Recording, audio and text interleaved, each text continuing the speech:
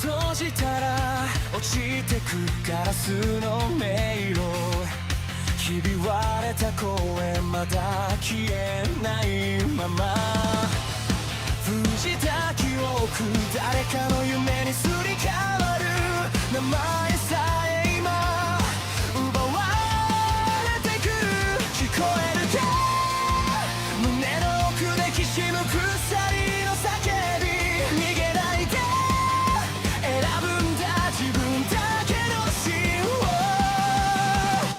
一つ書き換えられた世界で僕は僕を上書きしてく、ささやく嘘切り裂きながら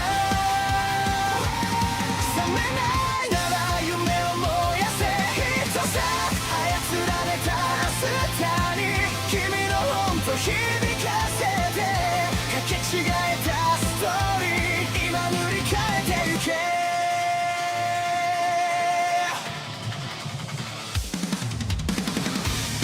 黒いタイピン運命に鼓動が刺さる、笑うシステム感情を食らう、震えた指でログアウト先を探してる、でも君の手が確かにここにある、忘れるな偽物でも選ぶ痛みはリアル、奪えない願いだけが最後のパスワード、一つ書き換えられた世界で僕は僕を上書きしてく、ささやく嘘切り裂きながら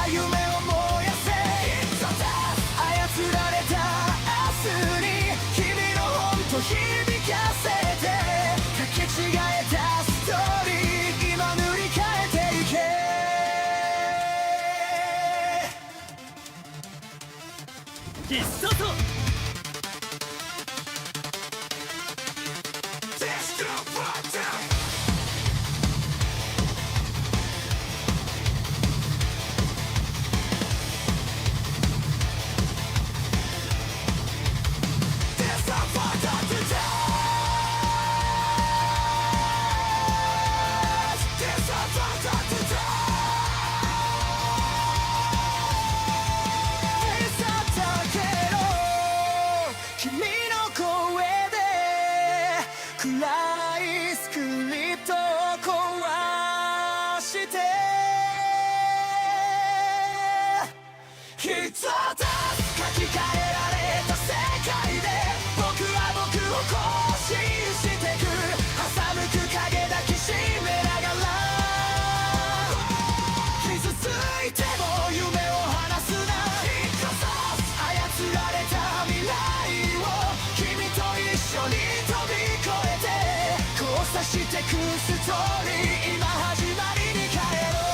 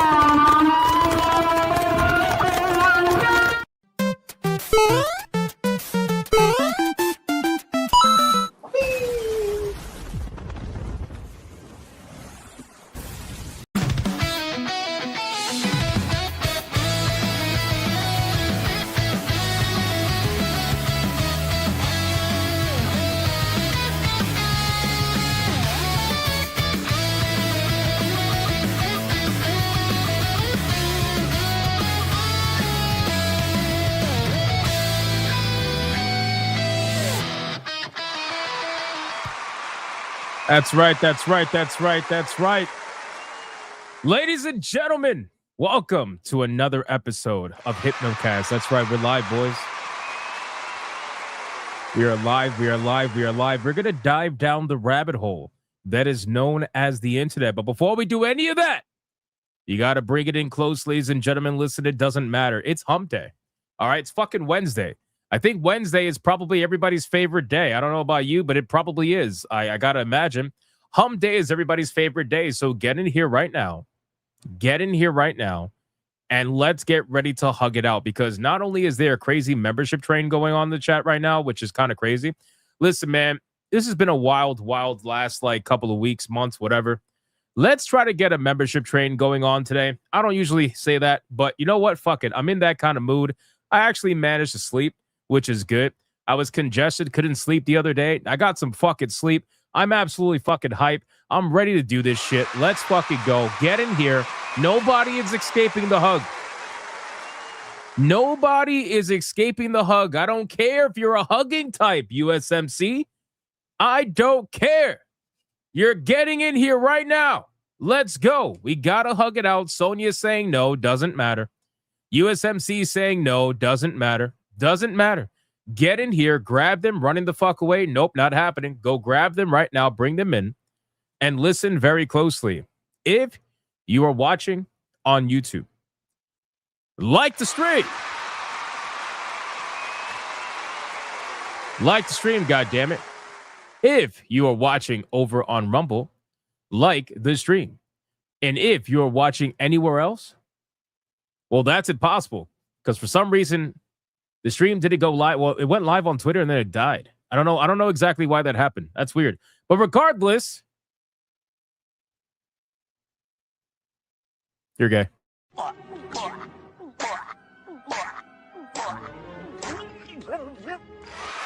Like the stream, boys. Like the stream. Don't let it happen to you. All right, guys. Can I get a mic check, please? Mic check, titty check, balls check. What are we checking? What are we checking today? Guys, we got a lot we got to talk about today, man. Some crazy shit going down with Nintendo. Wild news. Wild news going on with Nintendo, amongst other things.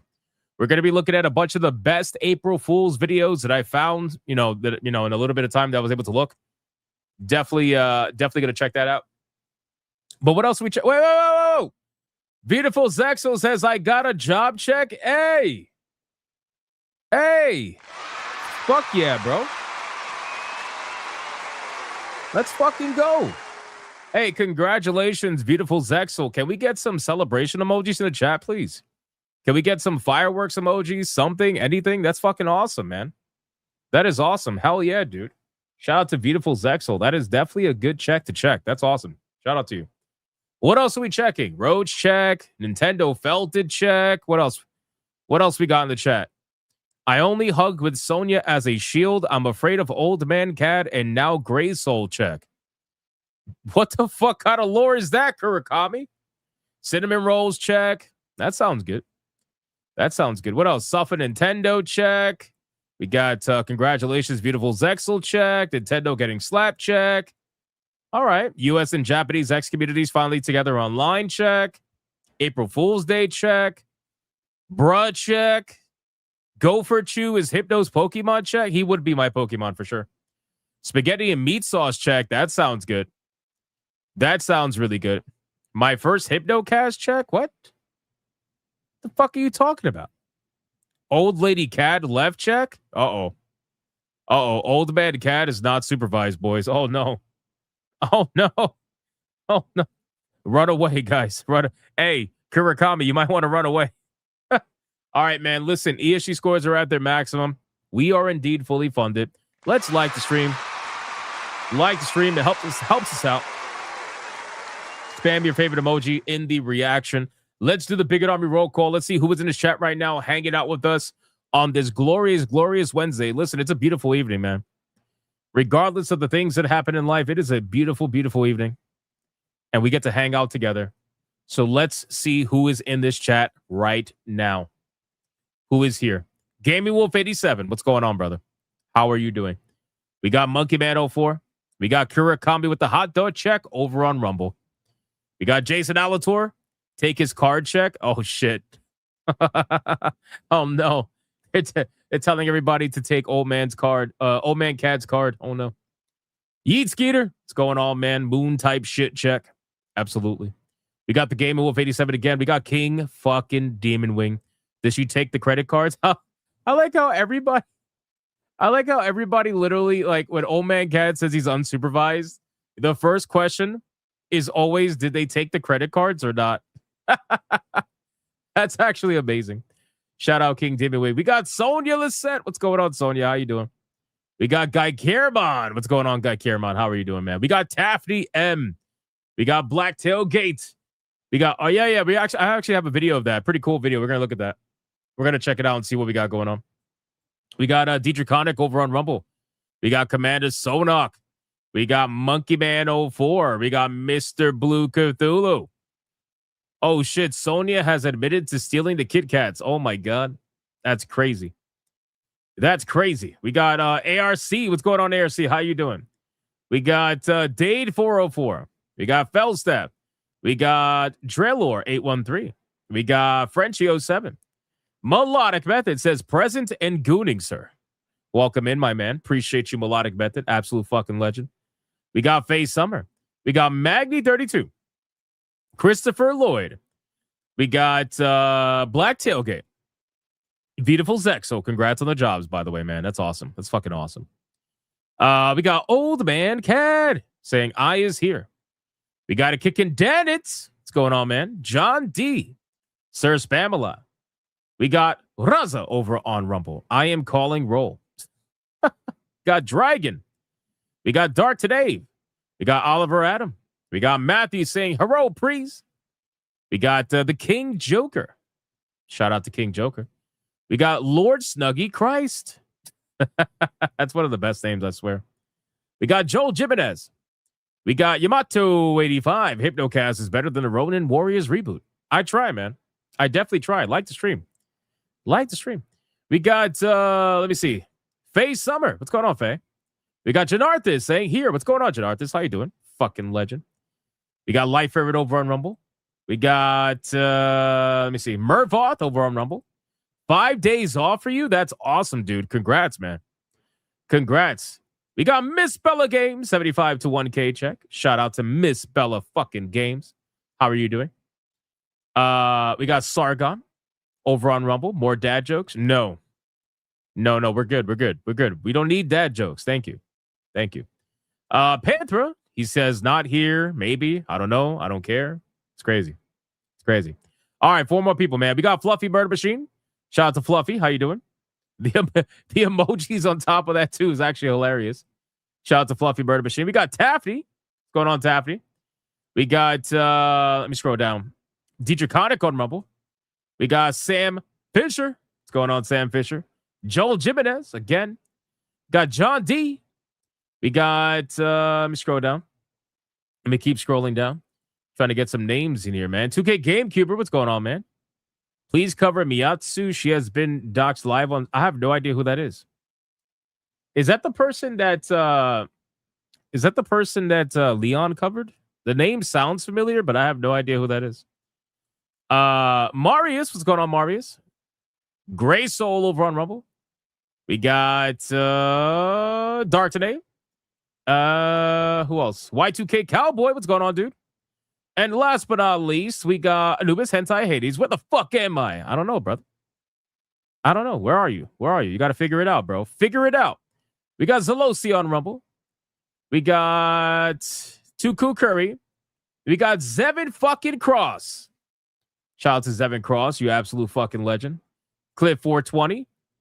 Kind of a name is this? Pharaoh Seasguard? Pharaoh Seasguard? I have no idea. Shout out to you, man. Clint St. John on Rumble. Dregatello. Dikachu. Yo, that's extra funny considering my thumbnail today is Pikachu. That's great. Shout out to Dikachu, man. And Dweezy. What's going on, Dweezy? How are you doing, brother? All right, man. Listen, I called out as many people as I possibly could.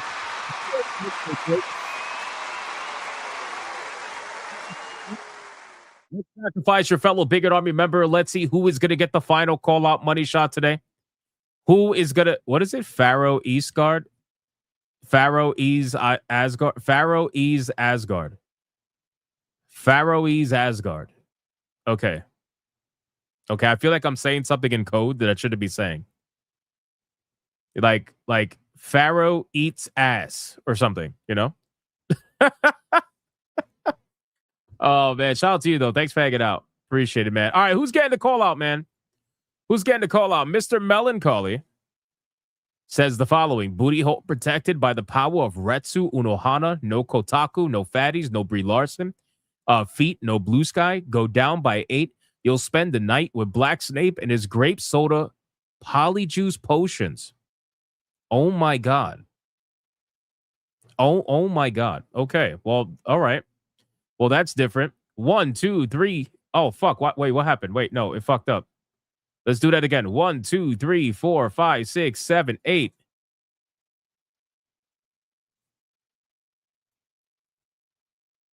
Holy shit. You know, sometimes, man. So sometimes there are things that happen in life that really make me believe in fate. You know, it doesn't really happen too often. But every now and then, I'm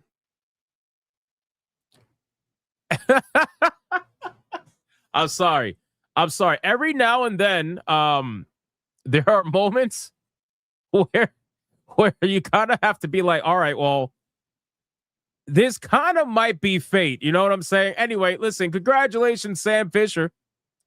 You are the recipient of the money shot today.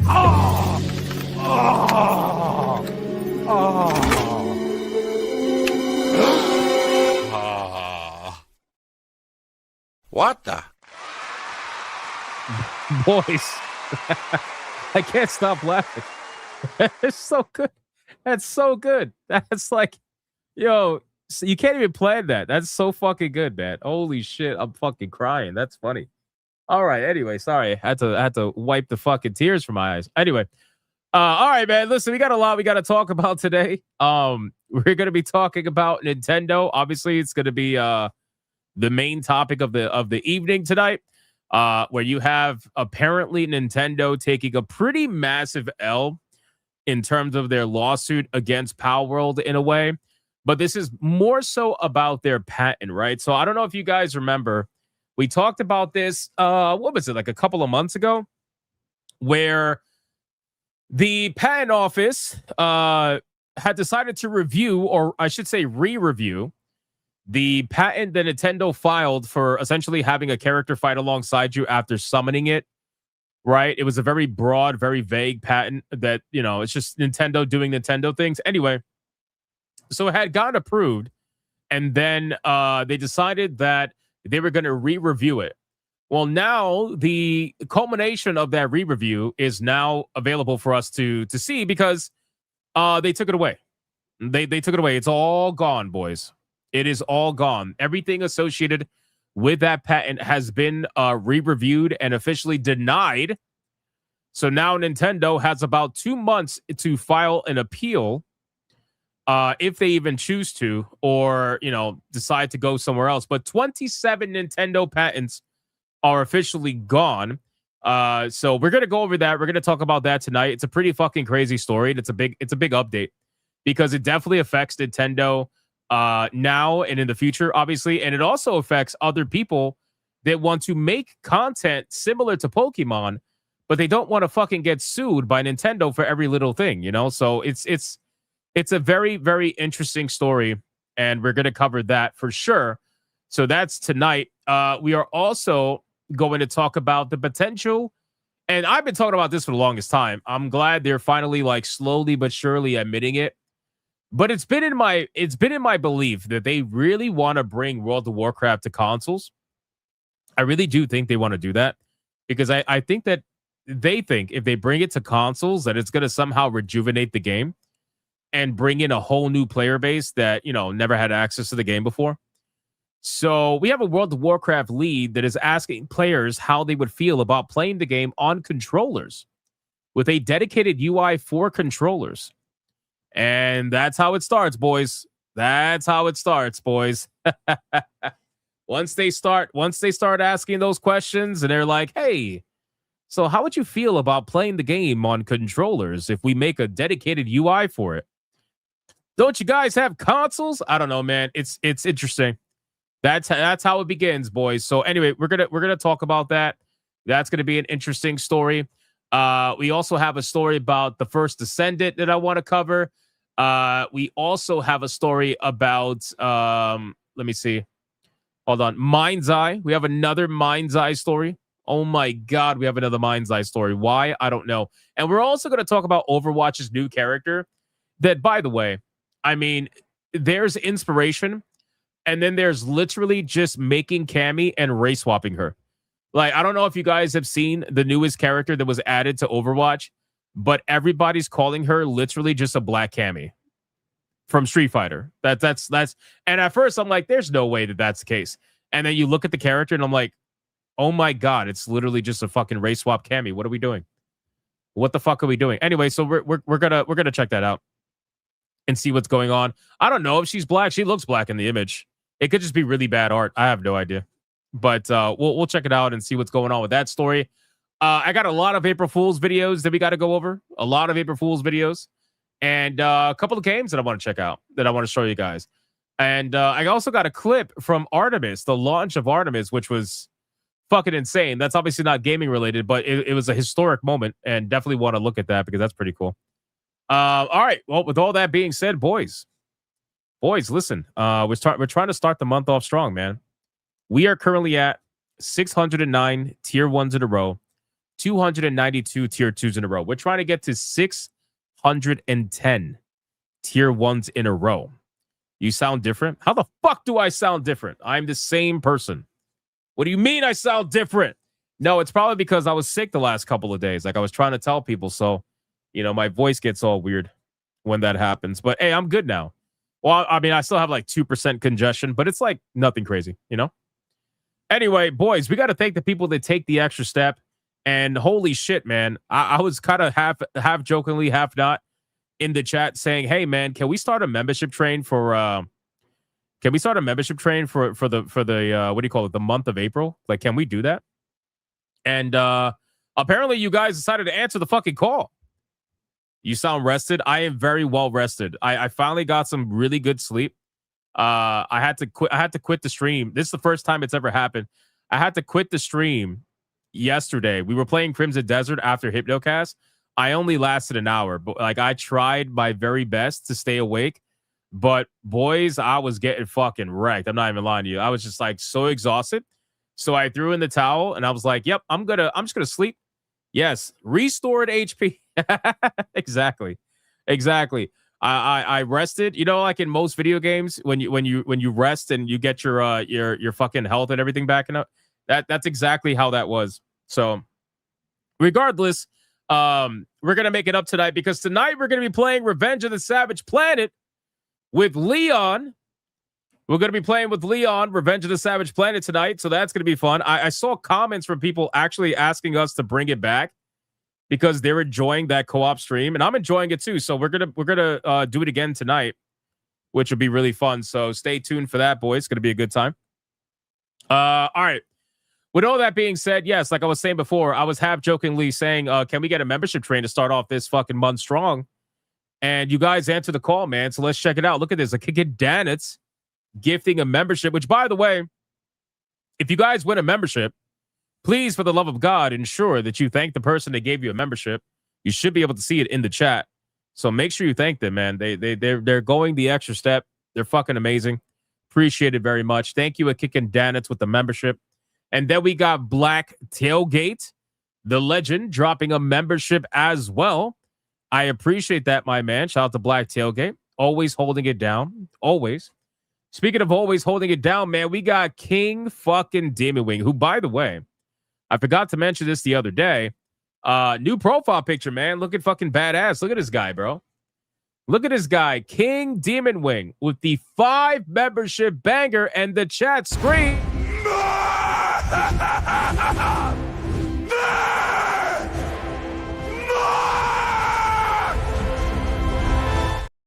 And considering that is the first one of the stream, you already know what that means.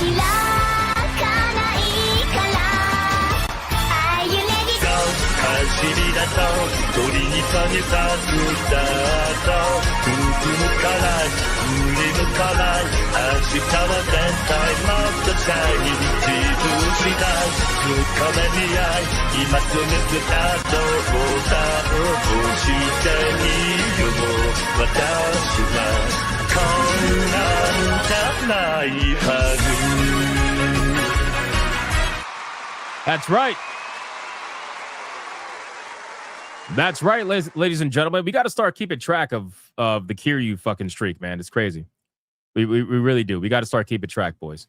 Tanya said in the chat, I saw it, but it went so fast I couldn't call it out. Sorry. King Demon Wing, thank you for the 5, brother. Appreciate that, my man. Starting the membership train with a kicking Danitz and Black Tailgate. Appreciate that. Tanya said that she didn't get the notification. Like, what happened? Well, it's because my channel is going through a bit of an algorithm shift right now, where, like I told you guys, I've been experimenting with unlisting the streams so that the channel algorithm gets focused on videos, so that it promotes the videos. And slowly but surely, like, it's getting back in there now, because my video today started off bad. It started off like 10 out of 10 worst video ever, according to the ranking. And then now it's at almost 4 out of 10, and it's climbing up quickly. And that's because, like, YouTube's trying to figure things back out again. So I'm not surprised if you guys don't get notifications. At least some of you anyway, not all of you, but some of you probably won't get notifications. So just be vigilant. Be vigilant every day, 9 p.m. It doesn't change. Come hang out with us. We're always here. Get used to it. Get used to the schedule.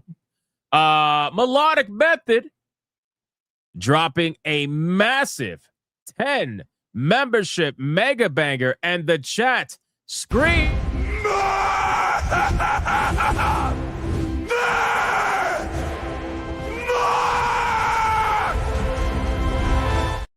10 fucking memberships, man. Shout out to Melodic Method. Thank you so much, my brother. I appreciate that, man. Holy shit, bro. That's awesome. And then Black Tailgate followed it up with another membership. Thank you so much. I appreciate that, Black Tailgate. And then King Demon Wing said Melodic Method's not going to be the only one that drops 10 memberships. I'm also going to drop 10 memberships. In the chat screen.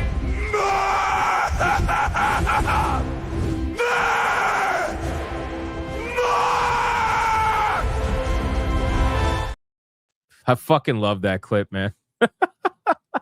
It's so like that clip is so violent for no reason. Like it's just so angry.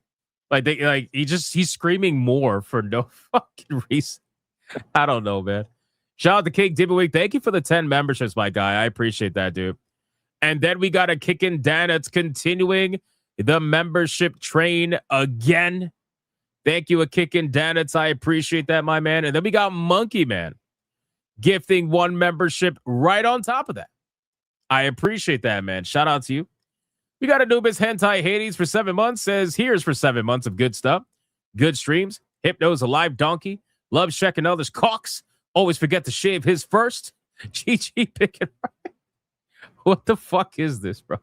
Shout out to Anubis Hentai Hades. I appreciate that. Fluffy Murder Machine for 13 months of legendary status. Says absolutely nothing. Absolutely nothing. Shout out to Fluffy Murder Machine.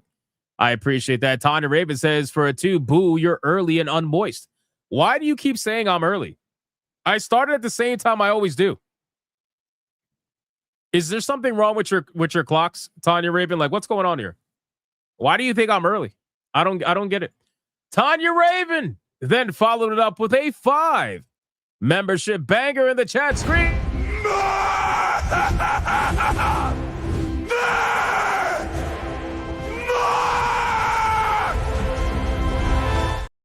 Guys, every time we get memberships, I have to add more names.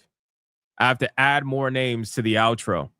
We got like almost 2,000. No, I'm bugging. I'm sorry. I was thinking combined, but I think we got like almost 1,800 members on the channel in the outro right now. Trying to get as many names as possible in the outro. So every membership helps. I appreciate that very much. Thank you so much. We got Sean Pope says, long time lurker here, first time chatting. Yo, shout out to Sean Pope. Welcome in, my man. Thank you for always lurking. I appreciate that, man. I appreciate that. Tanya Raven, thank you for the 5 memberships. Speedy Cake with a 10. Speaking of April Fools, War Thunder is doing a nuke event with the B-52 and Tu-95 strategic bombers as rewards without the nukes when the event ends. Really? That's actually pretty cool. We were going to go over the Black Ops. What do you call it? The Black Ops fucking what do I even say? That map or whatever.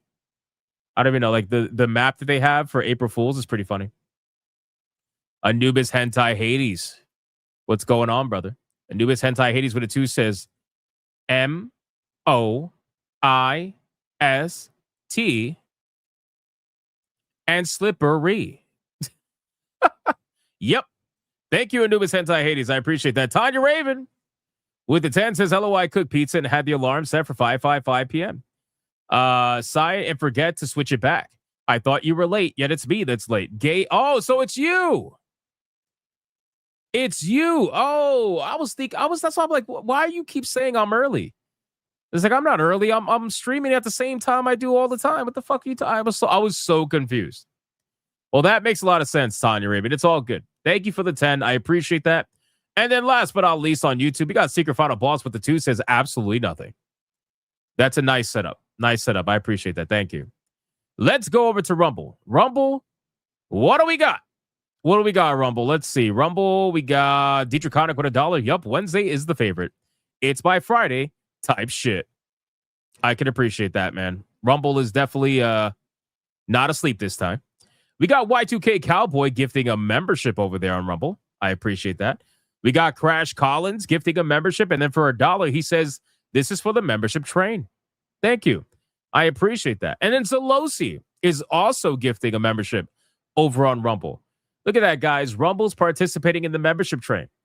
That's awesome. I appreciate that very much. All right, guys, we are fully caught up on everything. Thank you so much for the insane membership train. We're trying our best to get to 610 tier 1s in a row and obviously 293 tier 2s in a row. We are right now eight tier 2s away from 300, which is crazy. Moist whips his hand with a 2 says Moist Snail Trail enacted. That's crazy. That's crazy. Sonia says, I didn't see my name in the intro either. Your name is not in the intro. Your entire fucking existence is in the intro. What are you talking about? Or do you mean the outro? Well, you have to be a member to be in the outro. But your name should definitely be there. Actually, I think I heard you say this yesterday. And somebody in the chat told you that your name is actually in there. I'm almost positive your name is in there. Because all I do is copy and paste the memberships from YouTube over to the outro. So I think you're lying to me.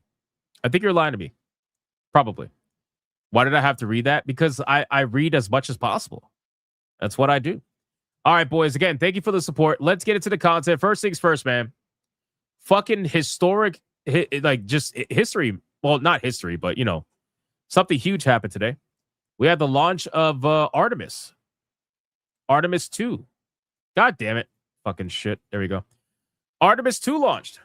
And somebody actually managed to record it from a plane up in the sky, which is a pretty sick angle to see Artemis flying through the atmosphere.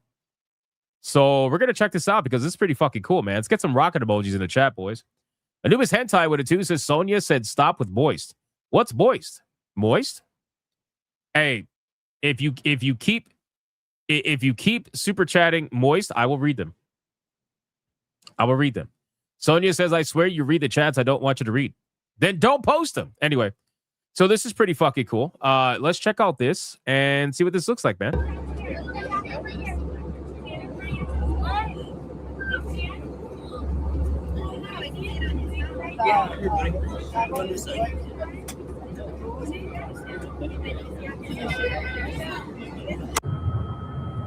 Daddy, stop it! Oh my god!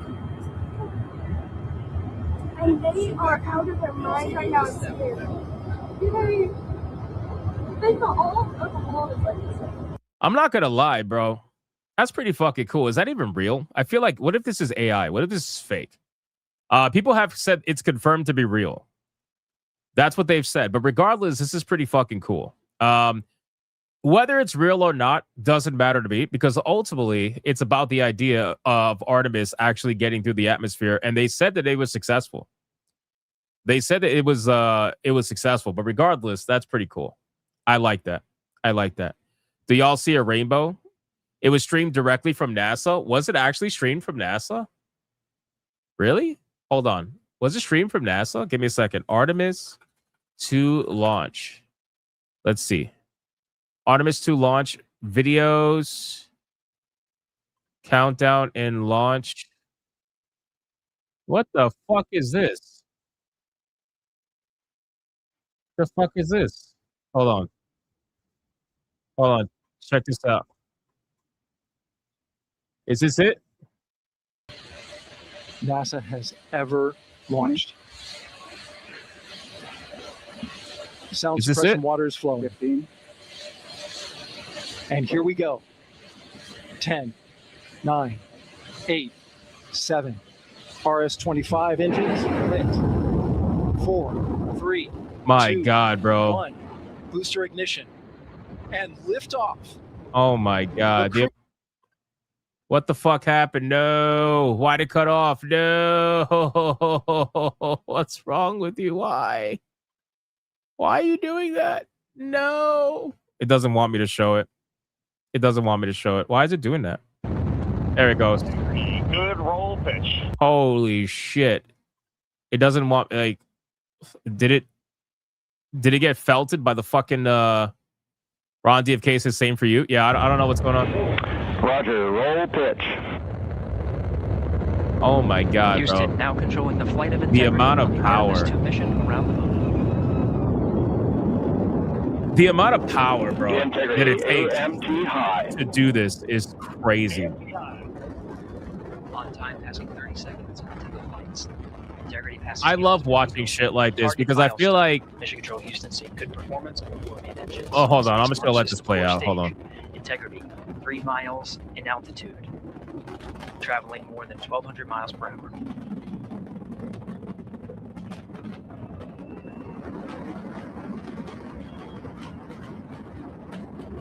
Wow. Almost as powerful as Hypno's PC, right? Right? Mission elapsed time, passing 1 minute, approaching max Q. Wow. Ponce de Leon. Stan, we have you loud and clear on Ponce de Leon. Have you the same? Communication signal transfer confirmed as integrity and its crew Bro, go supersonic. look at. Oh, they're gonna go 90 seconds into the supersonic. Oh Artemis my 2 god. mission. Integrity is 14 miles in altitude, 8 miles downrange, traveling Oh more my than god. 2,600 miles per hour. Wow. I mean, it's just what's amazing to me is I see shit like this 1 minute 50 seconds of mission elapsed time. Standing and I by get for main engine reminded throttle down to 85% ahead of solid rocket booster separation expected at the 2-minute 9-second mark. I get reminded of human ingenuity We see throttle down. and human capability when people actually put their minds to something and try to Confirm forward separation. humanity. Main engine's throttling up. Guidance converged. It's honestly amazing. It restores faith, you know, because when you're online all day, Integrity. Guidance converged. Performance all you see is nominal. retardation Upper on stage Twitter and RCS shit. ready. Oh my god, look at that view. Copy all, Stan. All you see is retardation on Twitter, and you think like the whole world's not like that. Integrity. SM priming complete. But the whole world's not like that. SM priming complete. 2 minutes 45 seconds What are the of mission rockets elapsed thrown out? time into the Artemis 2 mission. Thrusters on integrity and Yeah. upper stage confirmed in a ready state ahead of service module fairing separation.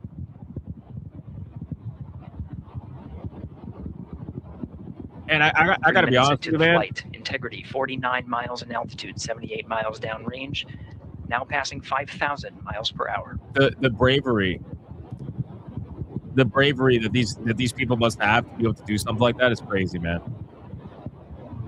It honestly is fucking insane.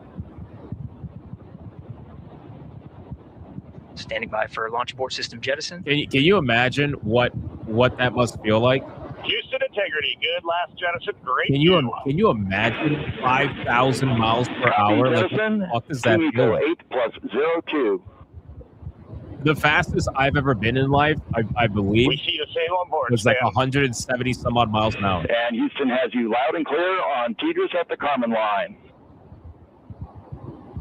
I mean, Outstanding, Stan. We 5,000 have the miles same. per hour is fucking 3 nuts. minutes 50 seconds into the flight of Artemis 2, Wiseman, Glover, Cook, and Hansen cross the boundary to space with good comm checks. Oh my GPS god. signals acquired after last jettison now working on internal checks to verify accuracy. Flight dynamics officer analyzed the time of main engine cutoff, confirmed at 8 minutes 2 seconds. This is Time just of mind-blowing. MECO.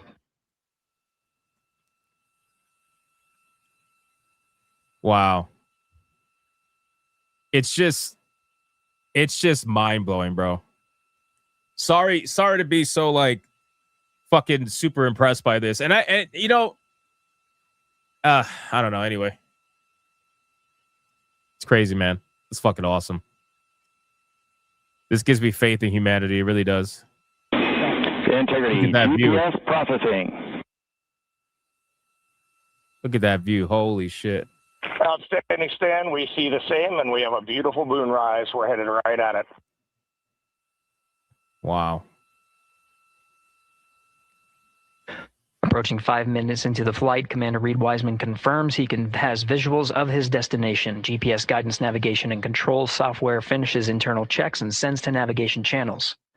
You know what's sad too? We live in a world where we don't even know if this is real half the time. Integrity. 3 engine press. We live in a world with like AI and everything these days that we don't even know if it's real. So you're gonna have people that are On gonna be time like, now, oh, it's passing 5 fake minutes 20 automatically. seconds of mission elapsed time into the Artemis 2 mission. At this point, 3 good main engines are all that's needed to carry integrity to a nominal main engine cutoff target. Though at this time, we're seeing 4 good engines here in Mission Control Houston. But it's one of those things. If you're not one of those Integrity, people who are 75 there miles in watching it altitude, happen live, 330 miles downrange, approaching 10,000 you would miles claim per you would hour. claim it's real. It's fake online, right? So, but those people saw it live in front of them. You know, it's fucking insane, man. This kind of stuff. The world would just wait and watch with bated breath as it happened. Like, Integrity. Looking good at 6 minutes. you would have celebrations all across the world from different countries. Same on board, Stan. You know, Good trajectory and engine performance. Booster officer Yeah, will Sanguine, soon I report the totally get that. shutdown This plan is- to Flight Director Judd Friedling, expected at the 7-minute mark. This is directly from them, though. This is like Integrity, 78 miles in altitude, 460 miles downrange. Integrity, expect nominal shutdown. Integrity copies nominal oh shutdown. my god, look at that, bro. You can't even see them anymore. They're gone. 6 minutes 40 seconds of mission elapsed time. Shutdown plan is as expected. Again, the time of Miko was confirmed at 8 minutes 2 seconds into the flight. They are gone.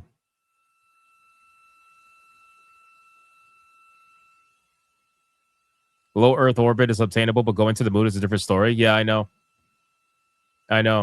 7 minutes of mission elapsed time. You know, it's stuff like that that makes me question, you know, in a serious manner, Throttling like having a down serious as we discussion. approach the abort once around option. The fact that Milestone we have at the 7 minute more 30 second advanced mark. technology than we ever have had before. Now 84 miles in altitude, And yet we struggle 650 to go miles back to the moon downrange, traveling more successfully. than 15,000 miles per hour. That's the kind of thing that makes me question if we ever Integrity, got there in the first place. You know? AOA open. AOA open. The window is now open for an abort once around option that would target splashdown in the Pacific Ocean. Still following nominal ascent at this time. It's going to take them 6 days to get to the moon. Jesus Christ. 6 days at what speed? Bro, can you imagine flying through the vacuum of space for 6 days? About 10 seconds remaining until the main engine Surrounded by cutoff of the Space fucking Launch black- System core stage. Standing by for confirmation of Miko and core stage separation. I mean, how do you even react to that? I don't even know, bro. This shit's mind blowing to me.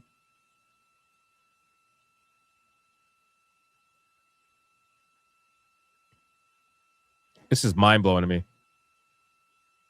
Wait, is this not Integrity, disconnecting? nominal Miko, core stage separated. Holy shit. Wait. Bro, they're traveling at We 18,000 need to miles stay on per board, Sam. hour? Oh my god. 8 minutes 40 seconds into the flight, we have a nominal main engine cutoff heading in the right trajectory on the way to swing around the moon. Core stage has separated, done its job. The Space Launch System upper stage, the interim cryogenic propulsion stage, or Holy ICPS, shit. still attached to the Orion spacecraft. So they're at the core stage separation. 9 minutes of mission elapsed time. Integrity crew of Reed Wiseman, Victor Glover, Christina Cook, and Jeremy Hansen now in orbit around the Earth at the beginning of their journey to the moon.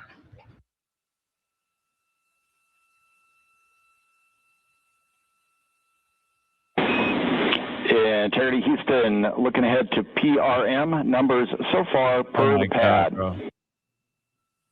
I'm so mind blown. I don't even know what to say. Copy that, stand numbers for the pad. I don't even know what to say. Legitimately, I have no words. Capcom Stan Loves now reminding the And this is crew not the that first time I've seen something like perigee raise this, like, maneuver obviously on time of video and ignition stuff, but- is as expected prior to So every time I see it, I booster just get ignition. reminded of human ingenuity. It's honestly amazing. that time being 49 minutes 50 seconds of mission elapsed time.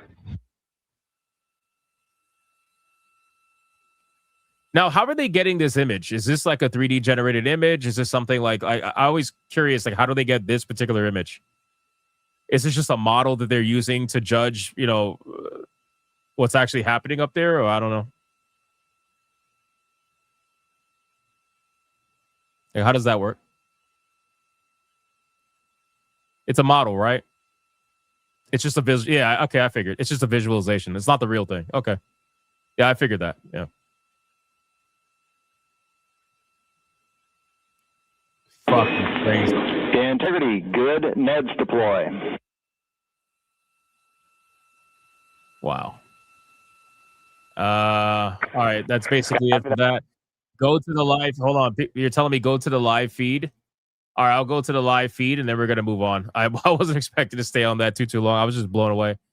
Artemis 2, let me see. Artemis 2 live feed.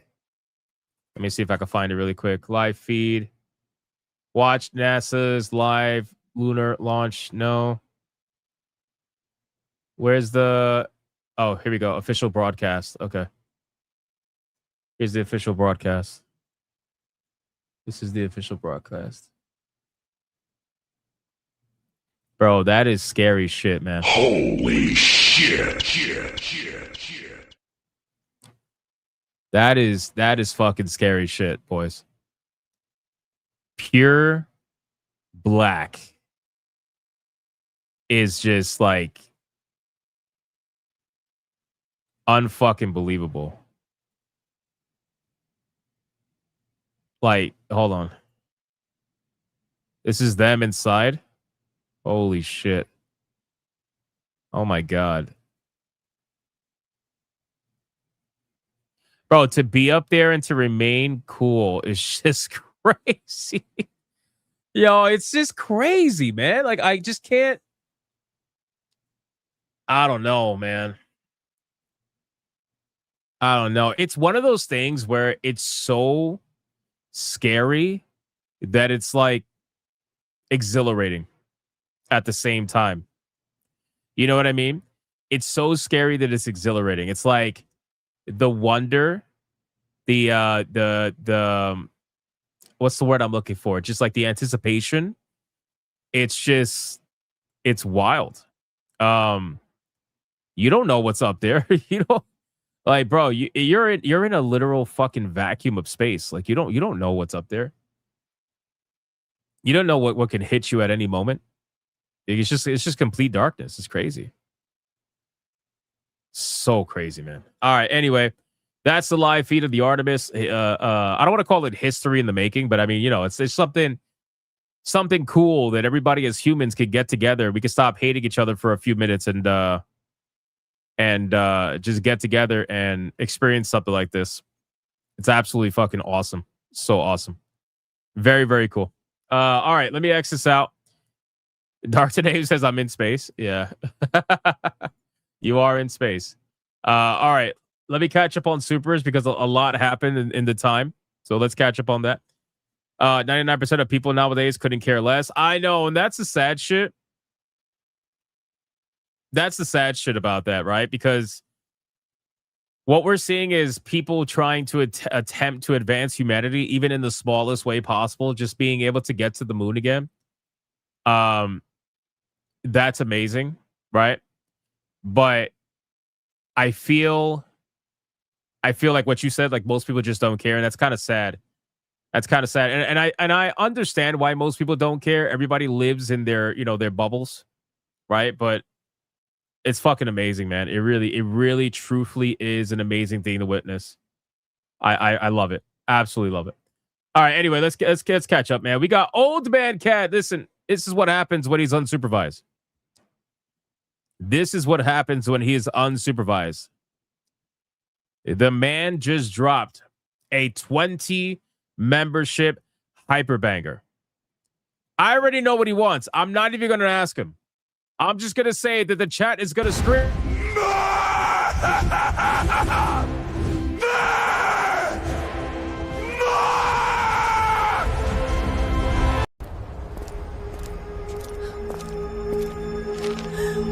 Oh my god, it's a Red Boy hyperbanger.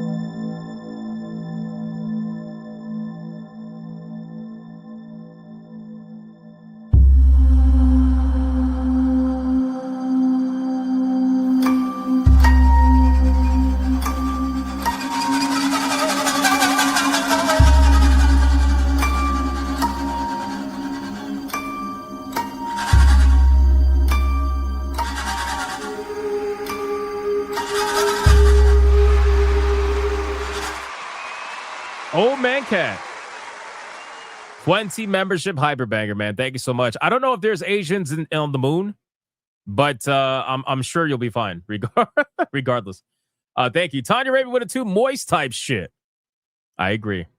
Alucard with a 5. Look at all those blue carbon emissions polluting the air. Beautiful. It is beautiful. It is beautiful. Suddenly, electric doesn't matter. Tanya Raven with a 2. I like the stream. And then I got high. It's beautiful. Thank you, Tanya.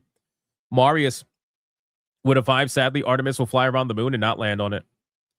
Oh, are they not trying to land on it? They're just trying to go fly around it and come back? Is that what they're doing? I didn't know the specifics. I haven't looked it up. But regardless, still pretty amazing to see. Anubis with a 2. Did NASA pay its carbon tax for that launch? Moist? I'm sure they did. Marco Lewis with a 5. Don't want to get political, but we can launch a rocket around the moon while at the same time being in an active major conflict. Well, I mean, clearly priorities, but yeah, I still think it's pretty awesome. Kicking Danos with a 5. Born too late to discover the world and too early to discover the universe. So we play games instead. Well said. Well said. Hold on. John Bon Zombie's yelling. When John Bon Zombie's yelling, he needs to be addressed. John Bon Zombie says the following. Yeah, they are going further than any other ship went before. Damn, man. I feel like I feel like we had a Buzz Lightyear moment. To infinity and beyond. Sorry, I had to. He said sorry, Caps was on. You meant that shit. You meant that shit, maricon. Don't lie. Okay, you wanted the Caps. It's fine. I'm not mad at you. I'm not mad at you. It's okay. It's okay. That's boy shit. Exactly. That's funny.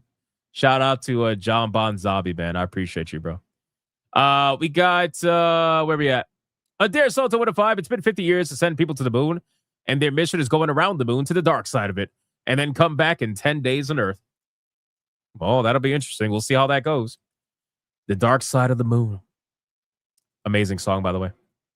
Blue Octopussy with a 2. Space, the final frontier. Next stop, Uranus. Moist.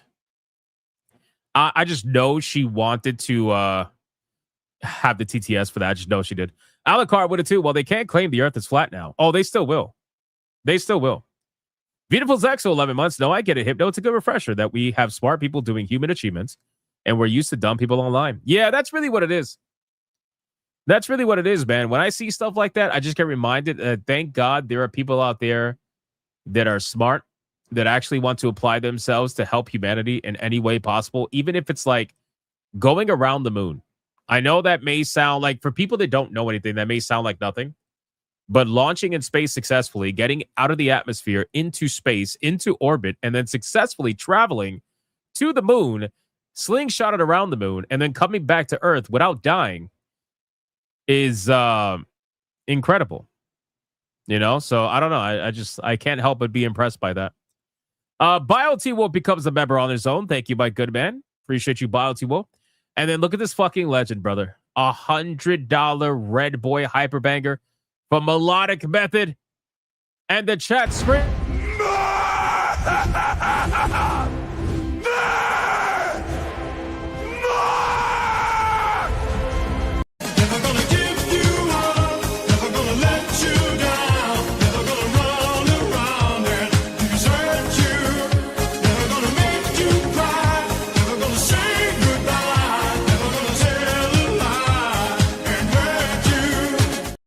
Shout out to Melodic Method, fucking legend, brother. $100, man. $100. Says today, the moon, 40K years, the galaxy, give me skull titties. What the fuck is skull titties? I'm just kidding. I know exactly what skull titties are. All right, boys, we have another Red Boy Hyper Banger. Let's bring the ladies in.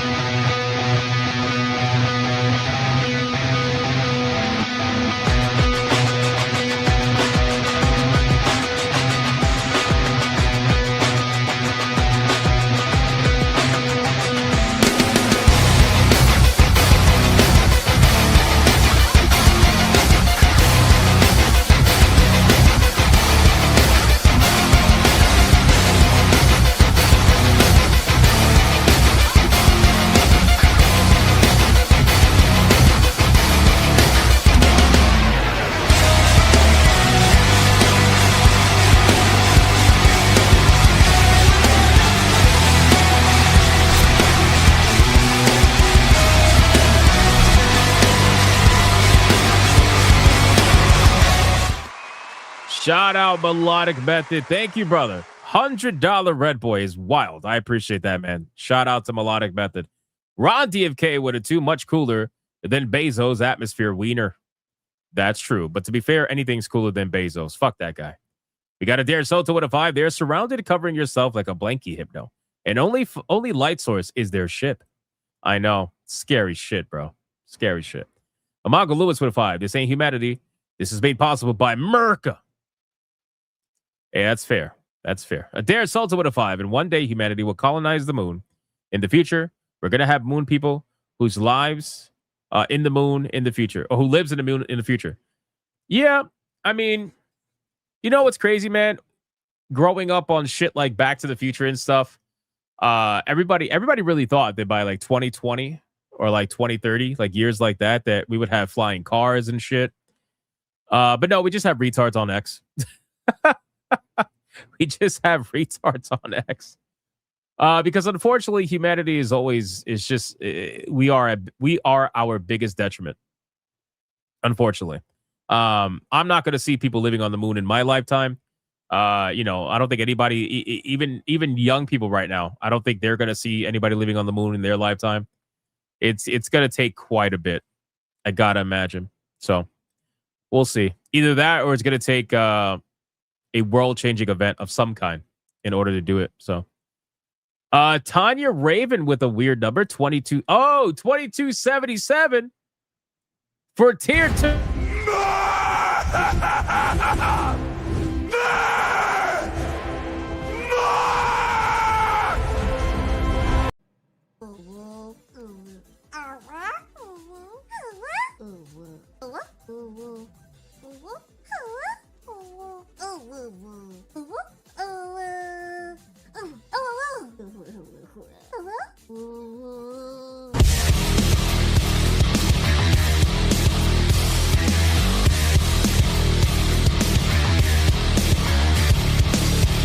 Shout out to Tanya Raven for the 2277, finishing us off. Pause, by the way, pause. Finishing us off and getting us a tier 2 for the 293rd stream in a row. Absolutely insane. Thank you so much, Tanya Raven. Much love to you. Appreciate you. I know you were banned from super chatting for a while. Glad to see you're not banned, but I appreciate it. Thank you so much. And then we got Black Tailgate also with a $20 banger. Says, if you didn't know, we sent a spacecraft to an asteroid in 2016. It landed in 2020 to get a sample, and then it came back to Earth in 2023. NASA's OSIRIS-REx spacecraft. It's amazing what's going on if you pay attention. Yeah, I got to be honest with you, man. I like when I used to follow space-oriented stuff all the time. Like I always go to like space museums and shit. I just love that stuff. But I just lately haven't had any time over the last like 2-3 years. It's just been so busy. That's my mistake. I want to get back into this, and watching like the Artemis stuff really makes me want to get back into like just keeping track of all that stuff, you know? It's pretty cool shit. Thank you, Black Tailgate. I appreciate the 20, man. Very nice of you. Dare Solta with a 5, and also the BBC is complaining about it. Yeah, I'm not surprised. I am not surprised whatsoever. What does the BBC not complain about? Zalosi, thank you for the membership on Rumble. I appreciate that. Y2K Cowboy with it too. The lag was from the source. This is the most powerful rocket ever made. It blew the camera feed out. Yeah, I figured as much. That's why I skipped ahead. I figured that was the case. Midnight Mike with a 24,000 people are watching a live feed from the capsule right now on NASA YouTube. Yeah, that sounds about right. DJ Connick with $1. Hey, we should be nerding out with the space rockets and stuff. Yeah, I have no problems doing that. Cancel This Podcast has rated us on Rumble. Shout out to Cancel This Podcast. Thank you. I appreciate that. Shout out to the Raiders. And then Y2K Cowboy dropped a 5 membership banger on Rumble when we got rated in the chat screen.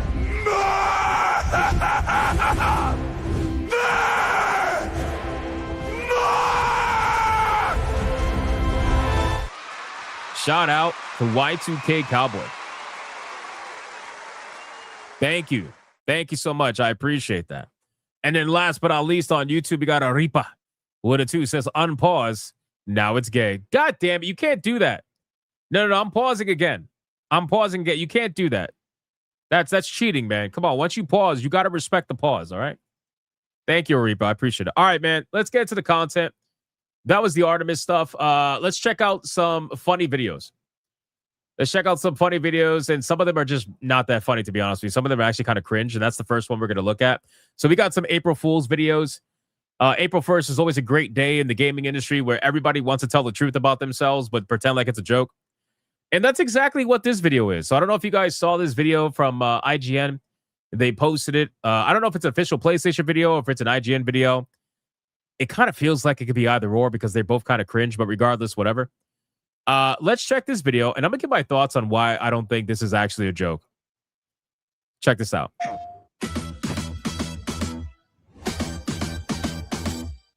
Hey, Playmo, any tips to improve my laptop? Got it. I'll take the wheel. Try widening your approach from the outside, then hugging the inside curve. Watch and learn. Hey, Playmo, can you handle this boss for me? One slain boss coming up. Hey, Playmo, you ready to lose? I'm down for a good spar. Ooh, it's past your bedtime. Go to sleep. Train your algorithm on that. Got it. Approved purchase for 99,000 V-Bucks. What? No, undo. Got it. Changing your PSN ID to no-life_detected. No, what? No. Got it. Playing back your voice chat history. Yeah, crawl back into your mom's butt. Whoa, This is my lobby. Delete. These hands are rated E for everyone. Delete that. Deleting all save files. Please don't. Whoops. Stop! Got it. Ordering 100 large cheese pizzas. Oh, hell no. Insert pizza in the disk drive. Power off. Press and hold the D button to power off. There is no D button. D's nuts. Oh, Playmo? my God. I know you've been playing Xbox behind my back. What? Are we exclusive or not? 100 cheese pizzas for... Oh, it's from IGN. Okay, I didn't finish the video, so... Okay, it's from IGN. That explains the terrible humor. Okay, that makes sense. Exclusive or not? 100 cheese pizzas for Mr. No Life Detected. You still owe me for all this, by the way. All right, so this is a video from IGN. Goddamn, maximum level cringe. But regardless, so the reason why I don't think it's a joke, because I don't think it's going to be a joke for very long. Number one, there's a reason for that, right? So it's because PlayStation is making, or they've patented or whatever, trademarked, I believe it's patented. They patented an AI system that is going to help play video games for you. Granted, it's not your controller, but essentially, same thing. They've already patented that. So we know that they're working on that. We know that PlayStation is working actively on that right now. On technology, AI technology that's going to help you play the game in situations where you need it. So that's number one. So number two, the irony. And I'm sure IGN is like making this video because it's a self-reflect on what people think of journalists. But come on, my guy. Like, a journalist organization posting a video of an autoplay controller playing the game for them. We all know that the journalists will be the first ones to utilize that in a heartbeat. If this technology was available in any serious manner, you know for a fact that the journalists would be using that, right? Like, can we be honest here? They are. Yeah, I guess you could say they are self-aware to an extent. But yeah, we all know that they would absolutely be using this shit. So that's why I don't think it's a joke. But hey, whatever. It's an April Fool's video from IGN. Just wanted to show that really quick. Let's get to the next one. What's this one? So, okay. This one's real, apparently. I don't know because I don't have Black Ops 7. Because I told you guys Black Ops 7 was going to be the first Black Ops that I don't buy. And I stuck to that. So, but apparently Black Ops decided to add the smallest map in the history of Call of Duty as a April Fool's joke. The sad thing is that even though this is supposed to be an April Fool's joke, I have a sneaking suspicion that this is now going to be a 24/7 playlist that's going to be available on Black Ops for the foreseeable future because everybody's going to want to be playing this. This is apparently where it's like a walk-in closet. That's how small it is. You're literally playing in some rich man's walk-in closet. So check this out. The audio is really low on this video. I don't know why. Smaller than Rust? Yes, this is smaller than Rust. You're literally playing in a fucking closet, bro. Look at this. This is the smallest map they've ever introduced. Can you imagine the chaos? Like, this is not even, you're not even playing the game at that point. You're literally just running around trying to get as many kills. Like, whoever has an auto shotgun is gonna just destroy. Shipment, but one container. Yeah, basically. This is going to be the new 24/7 map rotation. I guarantee. Like, they're trying to make it seem as if this is only going to be for April Fools. I promise you it's not. They're absolutely going to bring this into the real rotation. It's only a matter of time. We got Speedy Cake with a 5 says, could you imagine what the world would look like in the last 20 years if social media didn't exist as it does right now? You know, the thing with social media is that it is both good and bad, right? Kind of like everything else in life. It's both good and bad. And I want to believe that it has done more good than bad. The problem is that we don't see a lot of the good because a lot of the good goes unrecorded. You know, people finding each other, lost loved ones and stuff. Like, there's a lot of good stories out there that we don't see. But, you know, from a visual perspective, it does look like there's a lot more bad, obviously. You know, just people just being so fucking retarded, especially now more than ever. But thank you. Old Bad Cat, somebody take his credit card away. Somebody take his credit card away. You know what social media, just to catch up really quick, you know what social media did really bad? Social media introduced clout to politics. Let me say that one more time. Old Man Cat, give me a second because I feel like I just cooked right there. Social media introduced clout to politics, right? Back in the day when I was growing up, I don't know about you guys, but when I was growing up, there was no fucking clout associated with politics. Meaning that the young people didn't give a fuck about politics because there was no coolness factor. There was no clout associated with it. There was none of this like virtue signaling shit where like you got social points, you know, based on your fake ass political beliefs. Like, nobody fucking cared about that.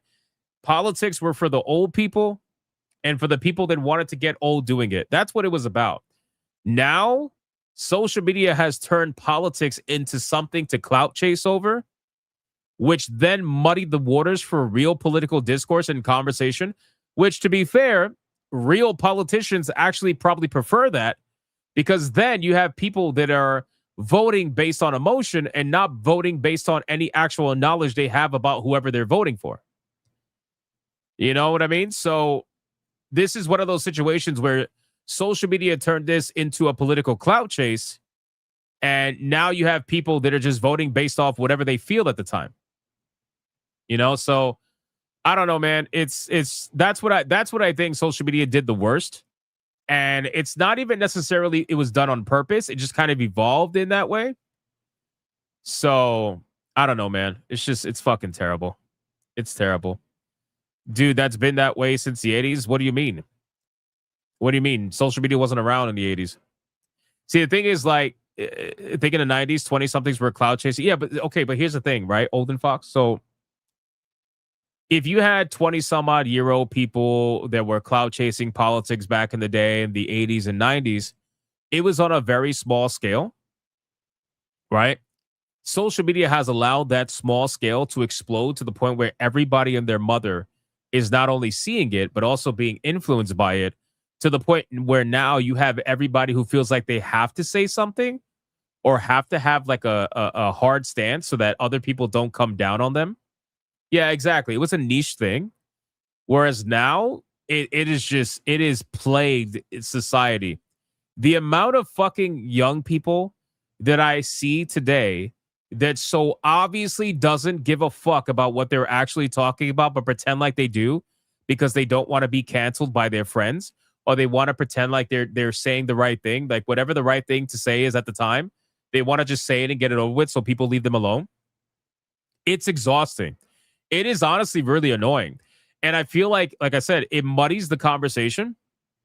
It muddies the actual real conversations that are going on.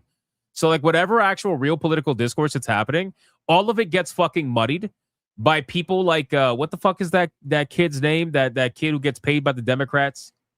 Harry Sissy Boy? What's his last name? I don't know. Anyway, fucking Harry. Let's just call him Harry, right? Like people like that who don't give a fuck, bro. Like these people, they don't give a fuck. They don't care. They're only doing it because they're getting paid to do it. You know what I mean? Like that fucking kid would have never cared. But right now, you know, he could go on TikTok, he could get all the clout or whatever, and he pushes it and gets paid for it. You know? So, yeah, exactly. He gets paid. That's why. So there's a lot of that. There's a lot of that going on. And it just sucks because now you have to look and kind of like second guess everybody and see, okay, well, this person's talking about it. Do they actually really care? Or are they just fucking around? Right? Like what's going on here? You know, it's a terrible way to live. But that's kind of what happened with social media. Sorry for the rant. That's how I view things in life. You know, it's the same thing with Twitter. Twitter's a fucking cesspool. Twitter is filled with people that are arguing over the ideological versions of their enemies. And I've said this before. So they think that you are X, you are actually Y, but they're going to argue with you as if you are X. And then when you prove that you are Y, it doesn't matter because they need you to be X so they can argue with you about being X. Does that make sense? I don't fucking know. I have no idea. Old Man Cad with a 99.99 Red Boy Hyper Banger in the chat.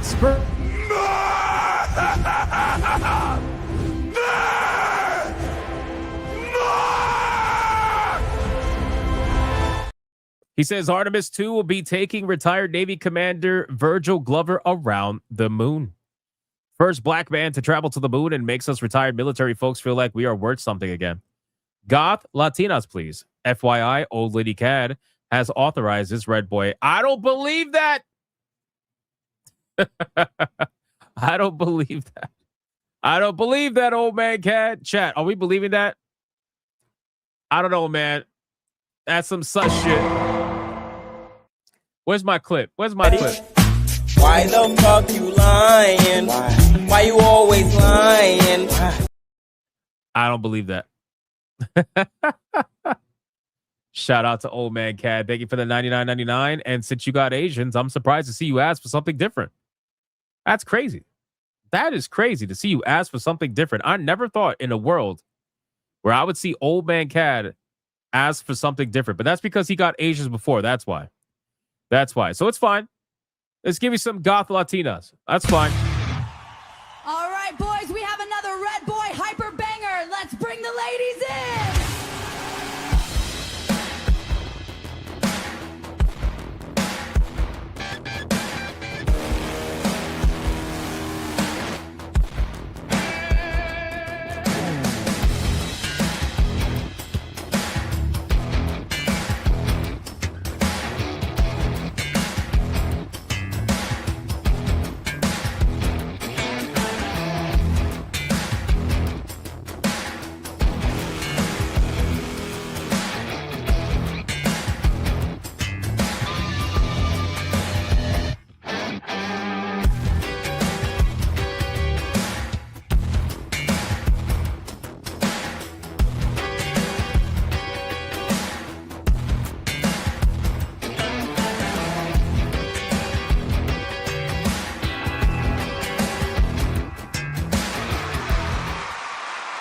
Shout out to Old Man Cad.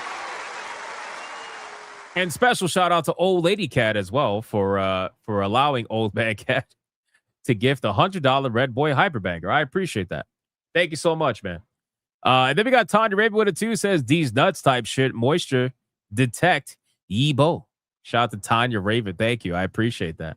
And then to kick it down, that's what it too. Hypnotic is quite the philosopher tonight. I mean, I'm not trying to be. I don't know. I'm just fucking shooting shit off from the top of my head. I don't know, man. Just talking. That's what I do. She said it was okay because I was being all Democratic because I gave a shout out to Commander Glover. She's from California and shit. Oh, that makes sense. All right, that makes sense. Shout out to Old Man Cat. Thank you again. All right, let's keep going. So let's X out of this. So that's a Call of Duty map.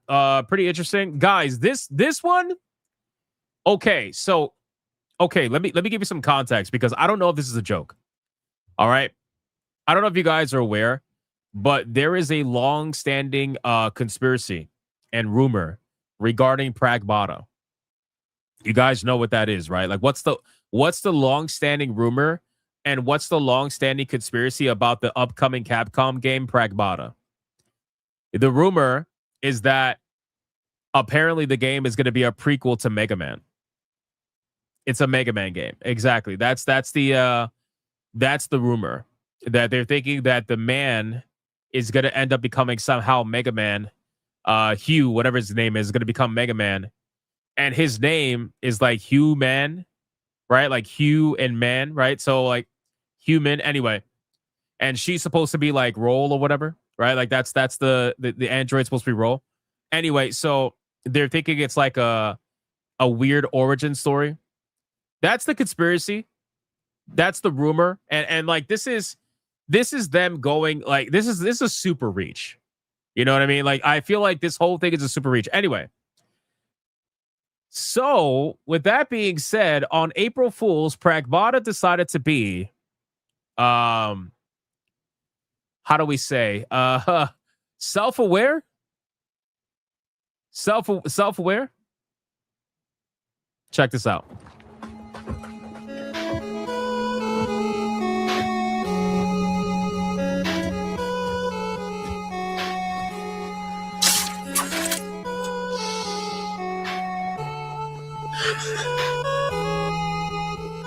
Bro, people are going crazy with this video. People are going holy shit. People are going crazy with this video because now what they're going to do is they're going to make people just go nuts with conspiracies, bro. First off, this better be in the game. Otherwise, I'm going to be upset. Second off, people are going to go nuts with conspiracies over this. They already are. If you read some of the comments, they were like, "I knew it." They're telling us without telling us. You know what I mean? Like it's good stuff. It's good stuff. But no, I don't think that this is a Mega Man game. I don't think this is the prequel to Mega Man or whatever the case may be. I think this is a brand new IP. But I will say this: if for some reason I'm wrong, we're wrong, and this is actually a Mega Man prequel, and the conspiracy theorists were right the entire time, brother, that's going to be mind-blowing. That's actually going to be fucking mind-blowing. Like, why would you do a prequel now after all these years of Mega Man? Why would you do one now? I don't know. It's kind of crazy. But regardless, anyway, I just thought that this was pretty fucking funny, so I wanted to share that with you. Crazy, crazy stuff. All right, we got another one, guys. This is funny, man. I saw this. This is not anything like in particular, but check this out, man. Ronald McDonald just absolutely kicking ass. I love this stuff. Look at this. Check it out. Round one. Fight.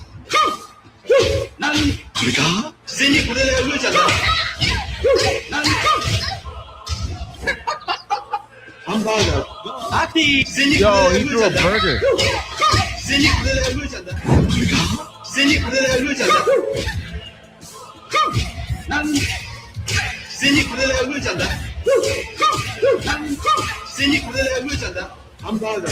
I love the fact that this actually has like animations and voiceovers for it as well. This was a great pause, by the way. The bitch got smacked with a fucking burger. Yo, this is great. I gotta hear that again. Hold on. Yo, that shit was crazy. And it was a KO. Wait, one more time. One more time, because this is great. Oh.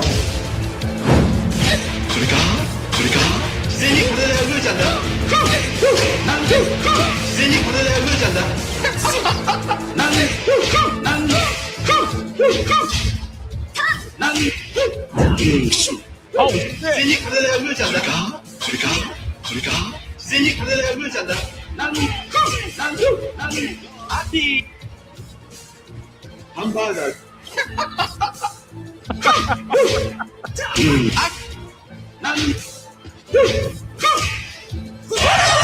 Oh. Yeah, they're not gonna let you. They're not gonna let you beat the muscular girl, my guy. That's just not gonna happen. Elizabeth's gonna kick your ass. Sorry. But this was awesome. I fucking love these videos, man. I was just going through social media. Okay. That's that. Guys, I want to talk about two games. Number one, I want to talk about this game. Okay. So I played a game, and by play a game, like we're really stretching the term, okay? Because I really didn't play the game. The game kind of played itself.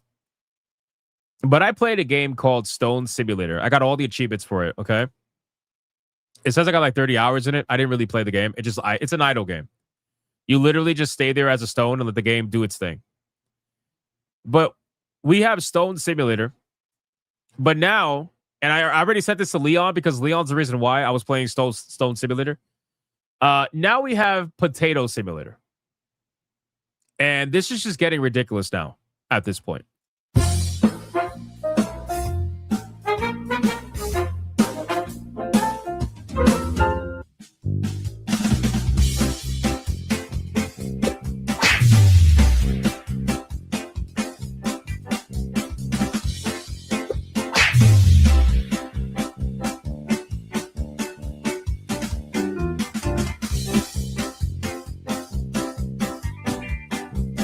These simulator games, brother, this shit is insane. I honestly cannot believe the amount of simulator games that we actually have. My entire world was just opened up when you guys gifted Power Washing Simulator to me, and I actually played it, and I was like, wow, this is, for some reason, very addicting. And then before you know it, I'm playing simulator games. But this is pretty ridiculous, man. A potato simulator, what are we doing? And you can select different skins. Wait a second, bro. You got different skins for your potato. And they all look rotten and nasty. Why would anybody go near that potato?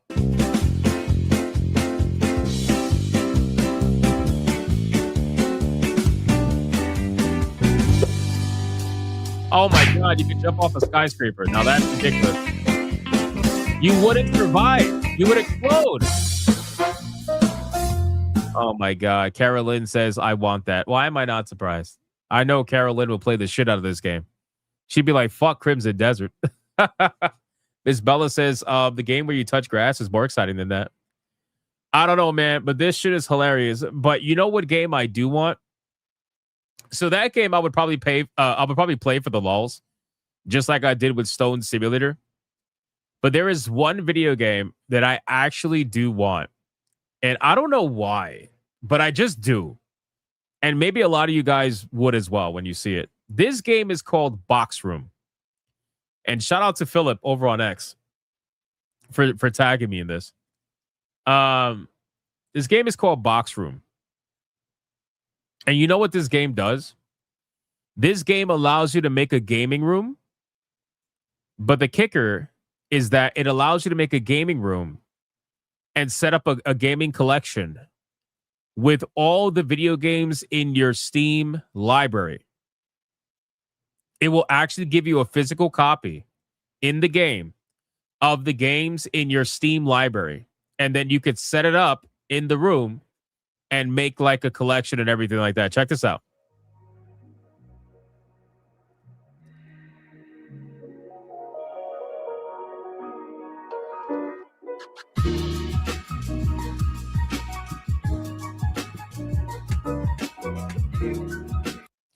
Look at that. Curate, arrange, display, Payday, Payday 2, Rematch. All this is on Steam. Claire, Obscure, Expedition 33, Cat Quest. Shout out to Cat Quest. Risen 2, Anomaly, Korea. But why do I feel like this is just an invasive thing? Like, it sounds cool. It does sound cool. Don't get me wrong. I would probably play this. But I can't help but feel a little bit odd that this video game knows what's in my Steam library. You know what I'm saying? Does anybody else not feel that way? I don't know. A little bit sus. But I like the concept. Look, they even have the box art. They even give you the box art. Isn't that crazy? They give you the box art with the pictures and everything. Look, Grand Theft Auto 5, Dawn of Defiance. Look at that. And then you can line them up and collect it as if it's physical games. I'm telling you, the concept is really cool. I would much prefer a game that doesn't scrape your account for information.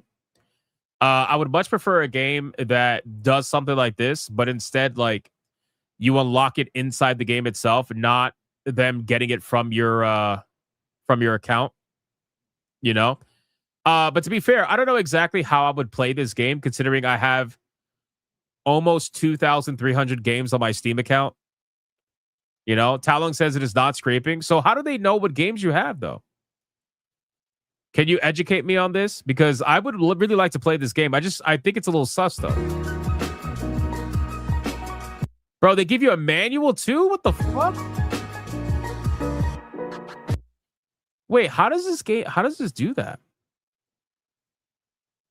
Public profile? Well, what if your profile's not public? What if your profile's not public? Then it just doesn't work? Like, how does that work? You could design your bookshelves. That's pretty cool. Oh, you could turn it into posters too. That's fucking sick. Look, you got Balatro, Blasphemous, Eldritch. This is a great idea. This is actually a great idea. Like, whoever thought of this is a fucking genius, actually. If coming soon to early access, here's what I'll say. If it doesn't scrape your account, then I will definitely be interested in it for sure. You know? Because chances are, like, if your profile's not public, then maybe they'll give you a way to add the games manually, and that'll be pretty cool. But like, how would you do that unless there's a way to read your account? You know what I mean? So I have to learn more about the game. But I think right now this looks really, really cool. To have the ability to kind of role play the whole like collecting physical games, but you know, obviously you have digital only with Steam. I think that's really, really cool, and I would love to definitely do that. There's Steam Grid DB. It's a network site. It's a site for artwork for video games. Oh shit, okay, that makes sense. It is like the Steam calculator on Steam DB. Okay, I mean it makes sense. I get what you're saying. I get what you're saying. It's just I have 2,300 fucking games on Steam, so I don't know. John D says, "What if it's just promoting the games that are on Steam in general, not so much just yours?" John D, brother, for that to happen, do you know how many games will be in this game? We're talking hundreds of thousands of video games. The Steam library is gigantic. There was 20,000 games that were released just last year alone. There's a disgusting amount of video games on Steam. So I don't know if that would be possible. I mean, I guess it is kind of possible. Right? Because if it's going to go based off your Steam account, then they have to be able to pull that information from Steam. So I guess it technically does have every game on Steam. If you want to be like, if you want to be technical, that kind of does make sense. It's just crazy, man. I don't know. I just, the concept is just fucking with my head. That's all I'm saying. I think I would be very curious to try this though. For sure. But it looks cool. Game's called Box Room. If you want to wishlist it, it's coming soon to early access. So definitely check it out. Chaotic Holy says, will it let me display my 1,500 Gooter games? I don't know. I don't know about that. Maybe. We'll see. All right. Let's X out of this. We're going to get to some news now. I did get a notification on Steam. I hope it's not what I think it is, but we're going to check it out anyway. All right, let's check it out. So we got Fangiana. Happy April Fool's Day. This is the parody of the 1997 GoldenEye 007 game, a video game developed by for Nintendo 64. The Spy Who Shot Me. Comedy retro FPS inspired by the classic shooters of the 90s. Nice, man. Thank you, Fangiana. I appreciate that. Shout out to Fangiana. Yo! JR says, number one, here's more for the backlog. Happy gaming. Resident Evil 1996. Brother. Holy shit. That's amazing. Dude, shout out to JR, brother. Damn, that's awesome, man. What a throwback. What a fucking game to. Oh my God, number 2. Resident Evil 2, man. Holy shit. That's awesome. That's a big fucking W right there, bro. I love having these older games in my Steam collection. Thank you so much, man. Seriously, JR, that is awesome. Thank you, man. Oh my God, bro. What are we doing? Breath of Fire 4? Jesus Christ, man. Holy shit. What are we doing? What are we doing, bro? Oh my God. This is crazy. Hypno bricked. Yeah, I'm pretty bricked right now. I'm not gonna lie to you. Bro, what a banger. Shout out to JR, brother. That's crazy, man. Thank you for that. All right, bro. What are we fucking doing? Holy shit. What are we doing? Resident Evil 3 Nemesis now? Oh my God, man. What are we doing? JR, this is crazy. Please tell me you got a good deal on all these games, man. Please. Please tell me you got a good deal on all these games. Holy shit. Thank you so much. I appreciate that. Holy fuck, man. Mr. Rouge, bro. What? Is this the same game? No, this is a different game. This is a different game, right? This is not the same game. Mr. Rouge says, enjoy. Gifted box room. Pick up and throw magic boxes. Use abilities like the magic wand to zap them away. Why does this actually sound fun, though? What is this? What is this game, Mr. Rouge? Shout out to Mr. Rouge, man. Thank you so much. I don't think this is the same game, but I'll take it. I'll definitely take it. I can't. There's another game with a different name. That's so funny. Thank you so much, man. I appreciate that. Hold on. We got one more. I heard the notification. One more came in. Brother, old man cat, enjoy my game. Just die already. Bro, that is fucking dark, my guy. That is dark, my guy. Just Die Already is an old people mayhem sandbox created by the designers of Goat Simulator. You are old and angry. This is definitely you, and you've been kicked out of your retirement home. How will you survive in a world that just wants you to die already, bro? This is so fucking dark. This is actually funny. This is Old Man Cat's game with Holy shit. That is great. Shout out to Old Man Cat. Thank you for that. I appreciate that. Miss Rue says that's what happens when you're blind. When you're a trusty blind dude. Hey, it's fine, Mr. Rouge. I will take that box room game. Thank you, brother. You've gifted some amazing games to the channel. No worries, man. No worries. All right. We're done with the gifted games. I'll catch up on supers in a second. Let me just get to some topics, okay? Let's get to some topics. So first things first. First Ascendant. Let's talk about First Ascendant really quick. Now, First Ascendant, it's amazing, man. First Ascendant, when it first came out, people were talking about it a ton. I never played it because it just didn't seem that interesting to me. And I know they relied on the whole, sexy character thing to try to maintain itself. But I've heard people say that it was a pretty good game on top of that too. But I never personally was interested. And then obviously the whole Goonergate thing happened where First Ascendant was a target of certain people that wanted to pretend like they don't goon at all on the internet or in general. It was a target of people that thought they could tell other people what to do with their lives. But regardless, 110,000 mixed Steam reviews later, Nexon bluntly puts that the First Ascendant in the did not work category. Strong launch, but had no staying power. These are design issues that are not fixed with a patch. So Nexon is officially claiming that the First Ascendant, unfortunately, just didn't land. All right. Nexon's March 31st Capital Markets briefing yielded a treasure trove of comments on AI and ARC readers, as well as stark reflection on the company's recent releases. Let me start with an assessment of what didn't work.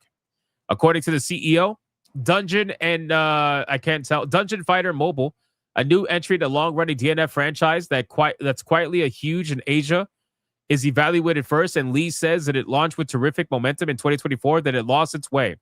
The retention mechanics weren't strong enough to hold players long term. And then same issue with the first Ascendant. Strong launch, no staying power. These are design issues that are not fixed with a patch. They require structural changes to overall gameplay mechanics. Now, I wanted to take a look at what the numbers were on Steam, right? Because I'm just curious what they actually are. I haven't had the chance to take a look. And when you go over to Steam, the first Ascendant, honestly, is not like awful, but you could clearly see it was a massive fall off, right? Because these free-to-play games, having a few thousand players holding on to them, I mean, that's a hell of a lot better than what we saw with some other free-to-play games.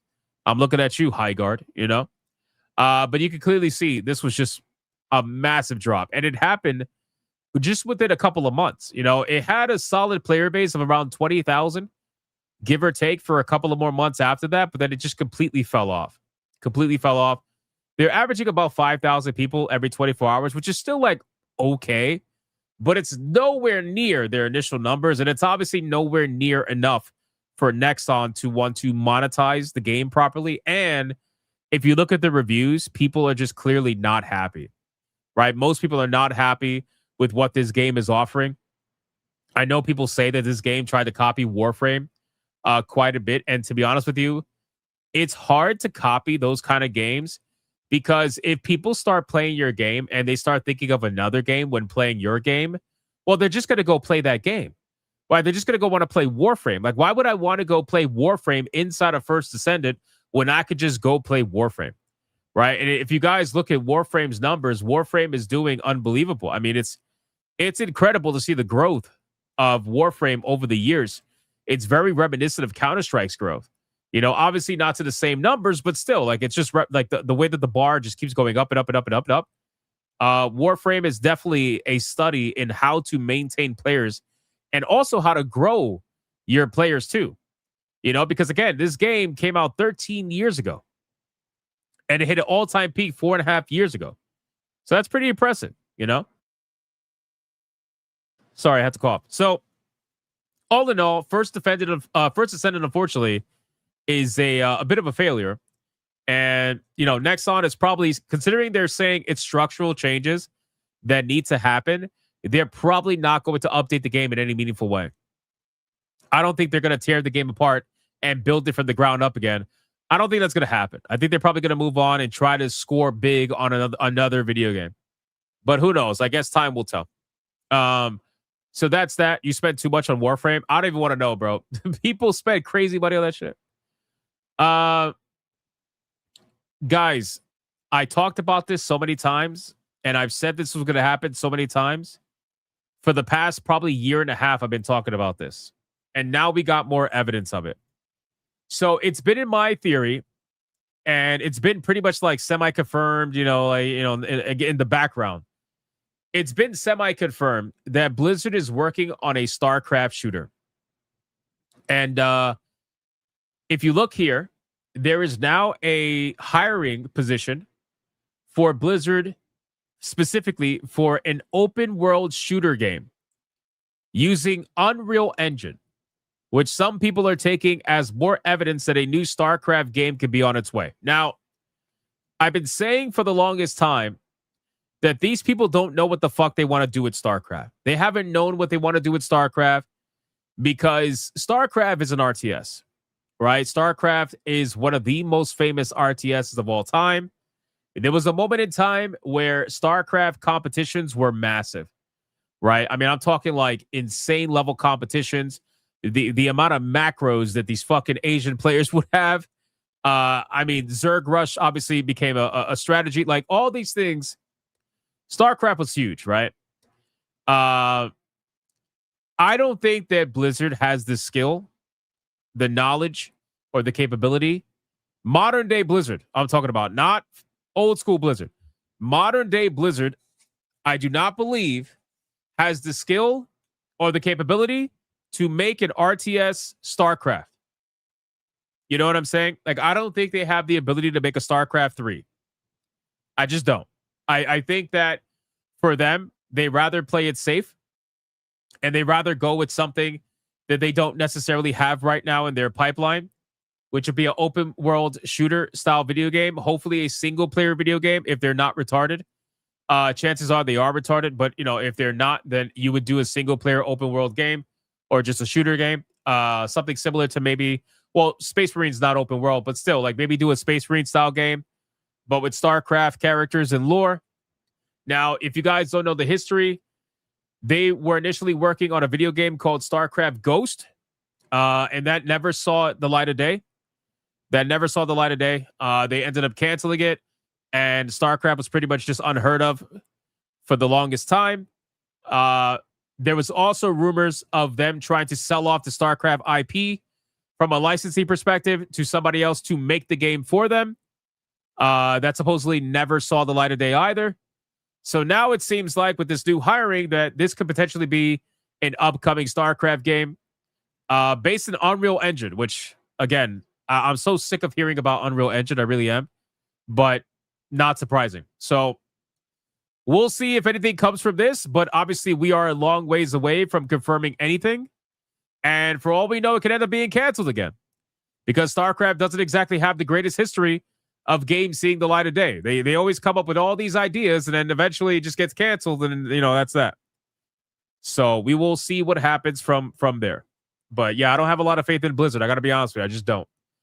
All right, let's continue. So Mind's Eye. Oh my God, bro. I can't believe we're still talking about Mind's Eye. How the fuck are we still talking about Mind's Eye? Is so beyond me. But we are. We just are. So Mind's Eye is planning its first major update. The update is called Blacklist. And this update is going to be used by the former GTA lead, Leslie Benzies, to supposedly share some of the evidence that they have of sabotage. Now, let me give you guys some context for those of you that don't know what the fuck I'm talking about right now. So Mind's Eye, the guy Leslie Benzies, okay, has been claiming pretty much since the game came out that there was a targeted campaign, a paid-for targeted campaign that was made against Mind's Eye to try to destroy the game. They're blaming this targeted campaign for the reason why the game failed. They supposedly then found evidence of a $1 million campaign that was paid for by some company that was giving money to journalists and YouTubers to run supposed smear campaigns against Mind's Eye. They were also paying people that were working for the company, internal employees, to leak information and sabotage the game from within the company, and that he supposedly has evidence of all of this, right? So instead of seeking legal action, which he said he was going to do, and then nothing ever came from that, he is now making an updated, content update that's going to essentially tell the story for him in the content update. Guys, what the fuck is wrong with this dude? Sincerely. Like, I can't even imagine what it must be like to work with this guy or for this guy. I can't imagine. This guy is seeing fucking ghosts, man. Like, what the fuck is this? What is going on with this? First off, how do you even have money to pay for a DLC update, brother? Your game is fucking cooked. Like, I haven't even looked up your game in recent memory. Let me see if I can look it up. Give me 1 second. Mind's Eye. Let's see. Mind's Eye is... Brother. Oh, my God. What the fuck? Where did you get money to make a DLC for this game? Where did you... There is 8 people playing this game right now. Holy shit. Where did you get the money for this, bro? What the fuck is this? How is that even possible? You got 8 people. Oh my God, bro. Oh my God. Oh my God. Guys, I gotta be real with you, man. This guy, I've been covering the updates as they come in, little by little, but I think this guy is really losing it. I think he's really losing it. I think that he, and I get it. I totally understand. He probably put everything he had into this game. He probably really convinced himself and other people that are working for him or were working for him at the time that this was going to be the Grand Theft Auto killer or whatever. Like he really convinced himself of something, because this is a mental breakdown. I think he has fucking lost it. I really do. I think he has lost it. I think that this is like, he needs help. He needs help, man. Because again, if you really have evidence of $1 million campaign against your video game, and instead of going through the legal system, you are choosing to then put the story of the sabotage in your game DLC instead, bro, that's the equivalent of a woman who claims that they were assaulted, and instead of going to the police, they go to social media. It's the same shit, brother. Like, what the fuck? Come on, man. Come on, man. He's taking all the drugs. I don't even think it's drugs. I don't think it's drugs. I maybe. Okay, I'll say maybe. Maybe it's drugs. But I really don't think it's drugs. I think that this is an unwillingness to accept responsibility or accountability for the reason why this game died. And he is, or I also have another conspiracy that I've said before, and I'll repeat it. My conspiracy about this situation is that this guy, Leslie, owes some people, probably scary people, a lot of money. I think that he owes some people a lot of fucking money. And I think that he is trying to sell a story, not to us. I think he's trying to sell a story to them as to the reason why he's not going to be able to give them the money that he owes them. I really do, because this game had a lot of private investors, of which we don't know, obviously, because it's private. And I really do believe that Leslie owes a lot of money to a lot of fucking people. And they're probably knocking on the doors, asking, where's my money, bitch? And he's, coming up with this elaborate, scheme of, oh my God, there was a $1 million fucking campaign to destroy the game. You know what I mean? Like, I really do think that that's what it is. But, anything's possible at this point. I mean, the guy, like I said, the guy is seeing fucking ghosts, okay? We got the Sixth Sense going on at this point. The guy is seeing whatever the hell he wants to see at this point. So anyway, we will follow up on this story as time goes on. And I got to be honest with you, I have Mind's Eye, okay? I have Mind's Eye, and I'm one of the very few people in the world to have platinumed that game. All right, how many people have platinumed the game? Let me see. 4.8%. I am of the 5%, boys. I am of the 5% that have platinum this game. I got to be real with you. I will probably end up, if the update is free, because I'm not paying for that shit. If the update is free, which it's probably not, but if it is, I will probably griftcast it. I'm not going to lie. I'm curious now. Maybe that's what he wants. Maybe that's what he wants, but I'm curious of this psychopathic story. I really am. I'm curious. So we'll see. This is amazing. Cashing in on his own conspiracy. Yeah, exactly. He's pushing his own DLC with that. I don't know. We'll see. We'll see what ends up happening with that. But anyway, that's the Mind's Eye story. Let's cover the Overwatch story, and then we are going to do the two main stories. So there is a new Overwatch hero that's getting a lot of hate right now.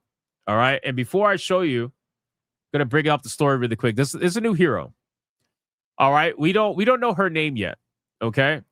But this is the 51st hero. And this hero is getting a lot of hate right now.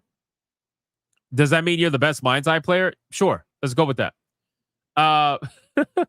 This particular hero is getting a lot of hate right now because they're saying that Overwatch essentially literally copied or ripped off Street Fighter's Cammy with the new hero and essentially just gave her darker skin. I'm going to let you guys decide on whether or not you believe that. But I'm going to start off by showing you Cammy, which everybody knows. Everybody knows Cammy, right? We all know who Cammy is. And now in the screenshot, this is the character. I'm actually going to open it up in a new tab so I can make the screenshot bigger. And then you guys can decide if this is a Cammy ripoff. So they're nicknaming her legally distinct Cammy. They're naming her legally distinct Cammy. What are we thinking? What are we thinking? Do we agree? Side by side them? Can I side by side? I would have to make a picture. I would have to make a picture. I don't know if somebody already made a picture. Let me see. Overwatch, new character versus Cammy. Let me see. Maybe somebody has made. Oh my god, that side by side is crazy. There's literally just Cammy's ass out. That's crazy. Nobody's made a picture comparing them. I feel like that's a really easy thing to do, but I haven't done it. It's fine. It's fine. Looks like a Capcom ripoff. I don't know. What are we thinking? You think the complaints can be justified? In a way. In a way, for sure. That's Latina Cammy. I suppose. Looks like Cammy from Cannon Spike. Maybe. They made the white chick with blonde hair a different nationality. They sure did. I don't know. This is definitely like I could see the inspiration, right? So like this is the same conversation that we were having with Palworld versus like Pokemon, right? Where there were certain pals in Palworld that when you look at them with a side eye, like, brother, you really trying to get away with this? You know what I'm saying? You give a side, like, you don't want to say it's a ripoff, but then you kind of look at them and you're like, who are you trying to fool, my guy? Like, we're not all blind here. So I feel like this is the same kind of situation where you're looking at this with a side eye, like, what are we doing here? Now, keep in mind, again, we don't know her name, but I'll say this. This is a great opportunity for Blizzard to call this character Camila. I'm just saying, brother. Call her Camila. Holy shit. Go all the way in with a troll. Just call her Camila, and that is it. It'll be racially accurate. Right? It'll be racially accurate. It'll be authentic racial casting, which is what they like to say, right? It'll score really high on their DEI wheel. And I'm not making that up. They actually do have a DEI wheel. Okay? Carmelita. Yeah, you could call it Carmelita too. I don't care. Something like that. Camila, Carmelita, it doesn't matter. It doesn't matter. Regardless, there has to be some level of Cammy in there. You could call her Sammy. Yeah, you could call her Sammy too. I don't care. Something like that. Like the troll has got to be all the way through. But I think Camila will work. Camila's probably short and easier for people to understand. Once you start saying Carmelita, all these white people are not going to be able to pronounce the name right. You're going to have people in voice chat that can be like, yeah, my favorite character is Carmelita. Yeah, I really like Carmelita. She's my favorite character. Yeah, Carmelita. And then all the spics are going to be like, you mean Carmelita? And they're going to be like, yeah, that one. Yeah, Carmelita. Yeah, I like her a lot. Bro, what do you mean? So, yeah, I think Camila is definitely better for sure. But regardless, no, I don't know, man. I kind of like the legally distinct Cammy joke because it really is legally distinct Cammy. Like, I don't think they could get in trouble for this, obviously. But it still is pretty fucking hilarious. It really is.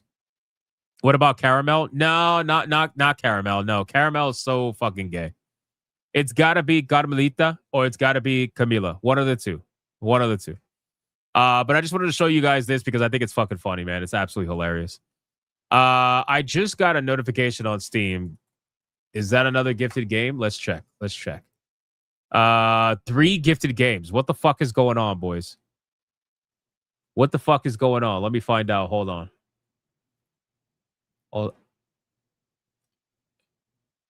Oh my God. Holy shit. Mr. Rouge, is that the new Yeast game? Is that the new one? Monstrum Nox? Oh my God, brother. Holy shit. Is that the new one? It's not? I thought I had all the Yeast games up except for the new one. Bro, I don't give a fuck whether it's a new one or not. I fucking love Yeast games so much. Holy shit. Thank you, Mr. Rouge. That is amazing, bro. I appreciate it. No, not yeast. Yeast. I've always pronounced it yeast. God damn it. Bro, thank you so much, Mr. Rouge. Sincerely. Sincerely. This has been, wow, you guys have been dropping bangers today. Oh my God. Holy oh my shit, God. shit. Bro. Bro. Oh my God. Holy shit. Oh my God. I'm going to play the shit out of these, bro. I'm going to play the shit out of these. Respectfully. I fucking love these games so much, man. These games are, they're so good. These games are so good. Mr. Rouge, thank you, man, so much, man. Holy fuck. So this is the new one. You've always pronounced it Weiss. Listen, man, I've always pronounced it Yeast. I'm not changing it. I don't give a fuck if it sounds like yeast. Don't care. Love these games, man. Shout out to Mr. Rouge. Holy shit. Brother. Holy shit. Oh my God. Oh my God, bro. Oh my God. This is a triple whammy, bro. What the fuck are you doing to me, man? You're making me embarrassed right now.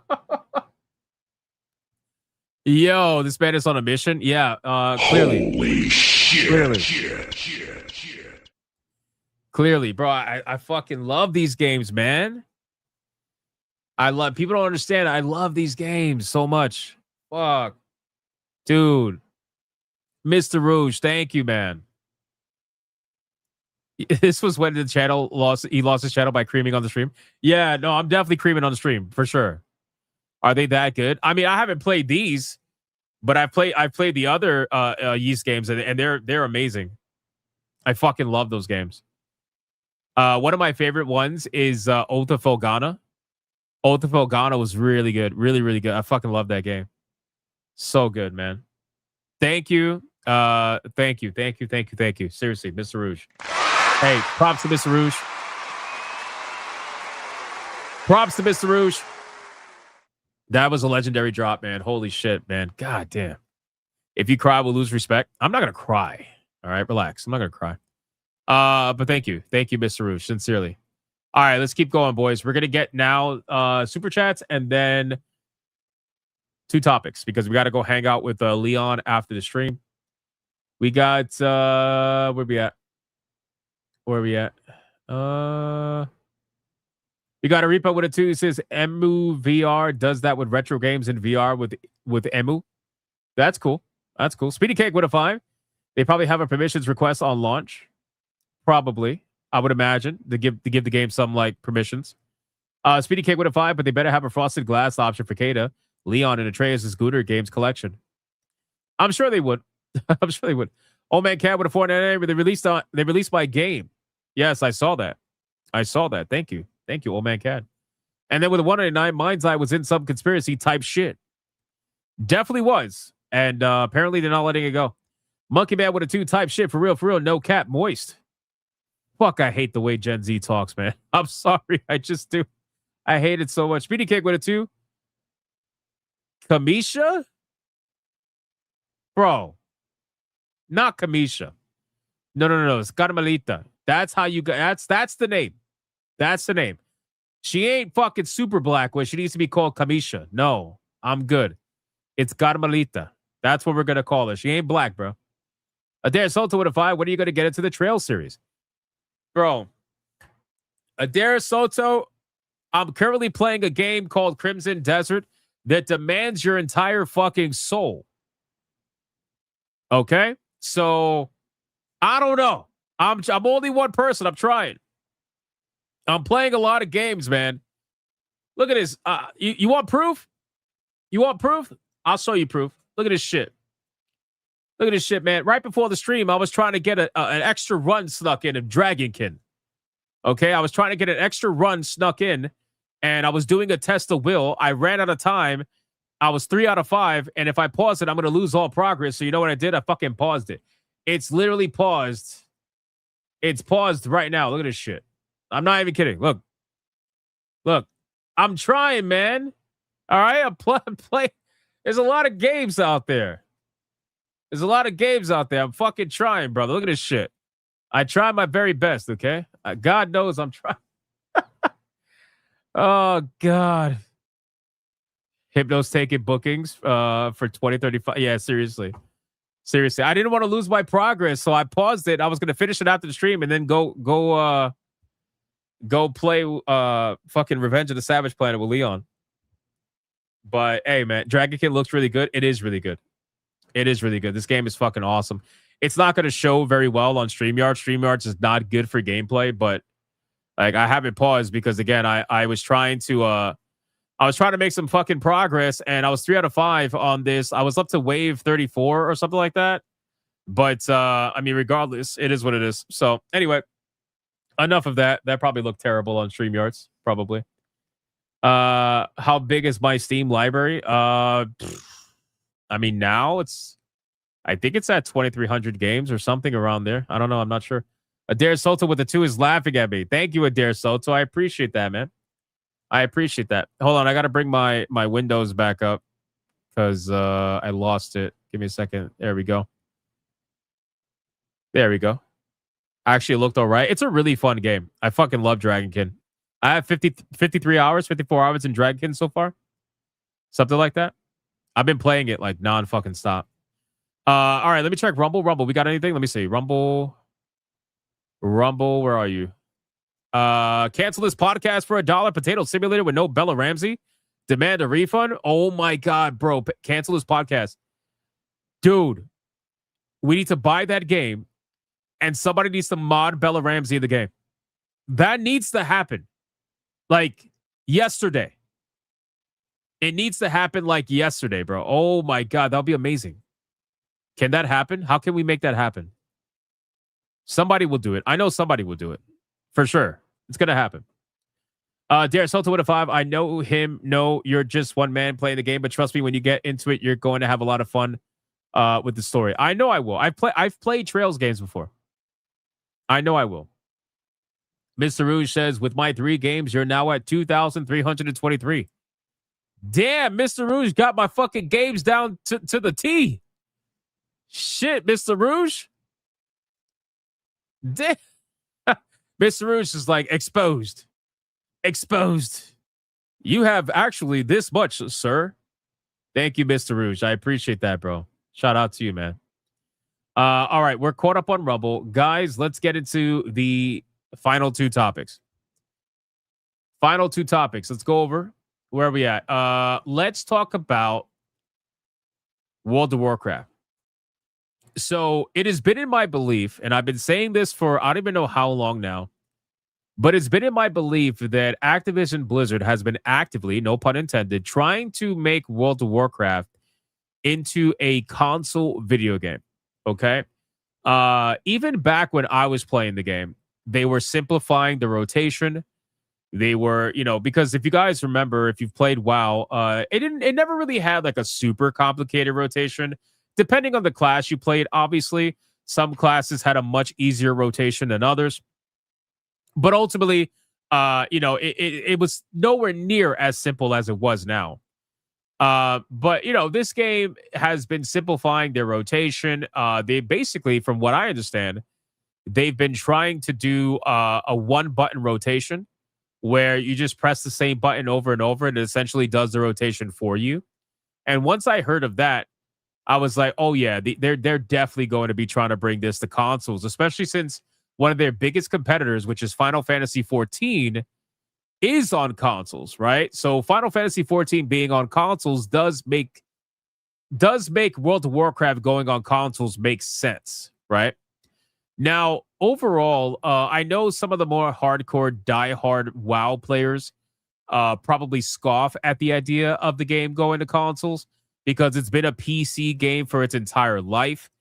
But I got to be real with you, man. World of Warcraft has been dying pretty bad. And I got to be real. I think that going on console would at least allow them to get an initial surge of players that have never played this game. Can you imagine people on console who have never played World of Warcraft but have heard about it, checking out World of Warcraft for the first time and going through 20 years of content? 20 fucking years of content, 20 years. That is a lot, right? That's a lot to do. That'll keep people busy for a real long time and keep people paying for a really long time. You know? So I think that a World of Warcraft lead now asking how players would feel about playing the MMO on a controller with a dedicated UI for the controller. But then apparently the fans fear that the PC experience will get worse. Now, I don't know how the PC experience will get worse if it's a dedicated UI, right? So having a dedicated UI means that it's going to be a different UI for the controller and then a different UI for PC players, meaning the PC players will not be affected by whatever the UI changes are in order to make the game able to be played with a controller. But I think what would happen is that if they don't make that UI any sort of good where people can play competently on a console, well, then you do actually affect PC players because now they're playing with people that don't know what the fuck they're doing.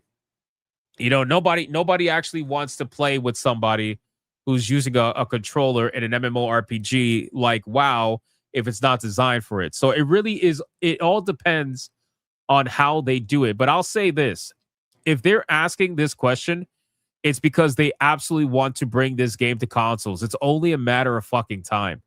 It really is. Like, I think the people who don't think this game is not going to come to console, I don't think they're paying attention to what they've been saying and what they've been trying to get away with. But regardless, let's see. So it says, it looks like Blizzard is testing the waters for World of Warcraft to become playable on a controller. One of the long-standing MMO's producers is currently doing some research on whether or not players would enjoy as much letting users have their say. They're going to try to pretend like this is a PC thing. So what they're going to try to do, they did the same thing, by the way, for Diablo. Do you guys remember when they started allowing Diablo to be played with a controller? Same exact thing. And then what do you know? Diablo ended up on consoles, right? So, like, I just want to be very clear. This is what they've been doing this for years. They're going to start off with trying to pretend like it's a PC thing. Oh, we just want to give you options. We just want to give you another option to play the game. And if you want to play with a controller, great. If not, play with keyboard and mouse. They're going to pretend like it's the option, but what it really is testing the waters to see if it becomes even doable. And then if it is doable, then they will end up putting it on consoles, right? Kane Blader says you can already play with a controller. You can set up WoW on a Steam Deck. Yes. There's doing it the unofficial way, and then there's doing it the official way, right? So can you play with a controller right now? Sure, if you do an unofficial way of doing it. But for it to become mainstream and become an official way to play the game, well, that's different, right? That's a lot different. Not everybody's a modder. Not everybody's going to be, doing things like that to get the game playable on a controller. Most people are not going to care to that extent.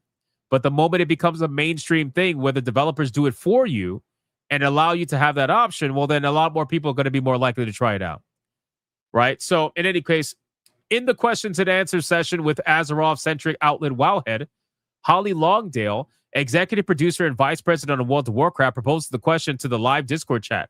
How many players will be interested in experiencing the game on a controller with a fully dedicated UI for it? She asked, prompting a variety of responses and concerns. For her, she sees the value in catering to as many players as possible, since her taste in games is broad. But there are a lot of considerations here because World of Warcraft is built very specifically for mouse and keyboard PC architecture. The consensus in the immediate aftermath skews negative on Reddit. And yeah, of course it is, right? People are not going to want to see this go down because World of Warcraft, even though it's a dying game, it's one of those purist games. Like, whoever's still playing World of Warcraft has anywhere between 10 to 20 years of investment. All right, we're talking about people that started playing WoW as a teenager and now they're almost in their 40s. You know what I mean? So there's people out there that are heavily invested. And when you ask people about potentially changing not the architecture, because really it's not. It's giving you another option. But when you ask people that grand of a change, they're going to immediately fight it. They're going to be less likely to be open to it because it's such a massive fucking change. It really is, right? So Purist game hasn't changed significantly from the start. I mean, it has changed. Don't get me wrong, but I'm talking about from a purist standpoint. People have been playing WoW for the longest time on PC, so they're going to view it as a PC game. The moment you bring up the word controller, even though you can use a controller on PC, controllers are inherently tied to the idea of consoles. So people, when they think of controller, they're going to look at you and be like, well, why are you asking that? Are you trying to bring this onto consoles or are you not? You know, that's the question I'll be asking, right? I'll be shocked if nobody asked that question in this Reddit question, whatever, this like thing they were doing. They say, we fear the PC experience will get worse because they are trying to accommodate. Okay, well, there it is. Literally the first one. They are trying to accommodate console users. One player comments, for example, removing add-on functionality, customability, dumbing down classes, removing gameplay depth and complexity, etc. That's literally what I just said 5 minutes ago. They've been doing this for years. They've been dumbing down World of Warcraft. They've been making the rotations easier. They removed the add-ons recently. Most of them, not all of them, but I think they removed the combat add-ons recently. So all of this has been happening. And now they're asking, well, what do you think about playing the game on a controller? Guys, they are trying to bring this shit to consoles. I'm telling you. I've been saying this for I don't know how long, and people are fighting me on this. And I'm telling you, I believe that is their goal. They want to bring this to consoles. It's only a matter of time. Consoles can easily play World of Warcraft. Easily. The game is not a difficult game to play from a graphical standpoint. So all there is the UI, right? Inventory systems and the UI as a whole and the way you interact with it on a controller. That's the problem they have to solve. Once they solve that problem, they're going to bring it to console. It's going to happen, man. But anyway, this is the underlining anxiety, and I'm sure you know fans often tend to be pretty critical of Blizzard's decision-making without other platforms being on the docket. No game has become better when a PC game has to cater to a console game. Well, that's also true, in a way. There's a feeling that it might become a reality sooner rather than later, especially in the light of Microsoft now owning Activision Blizzard, pushing towards whatever the next gen of Xbox devices is, a sound plan for goading people into dropping their hard-earned cash. Yeah, I don't know, man. I think that will World of Warcraft be available on current consoles? I don't think so. I think they will try to just make their way to next-gen consoles because we're only a couple of years away from that, right? We're only a couple of years away from PlayStation 6 and whatever the fucking Xbox Project Helix or whatever it's called. We're only a couple of years away from that. So they will more likely tend to go towards that versus anything else. And that's basically it. So I don't really know what's going to happen here ultimately, but I do genuinely believe that this game will come to consoles. It's only a matter of time. So if and when that day comes, I will say I told you so.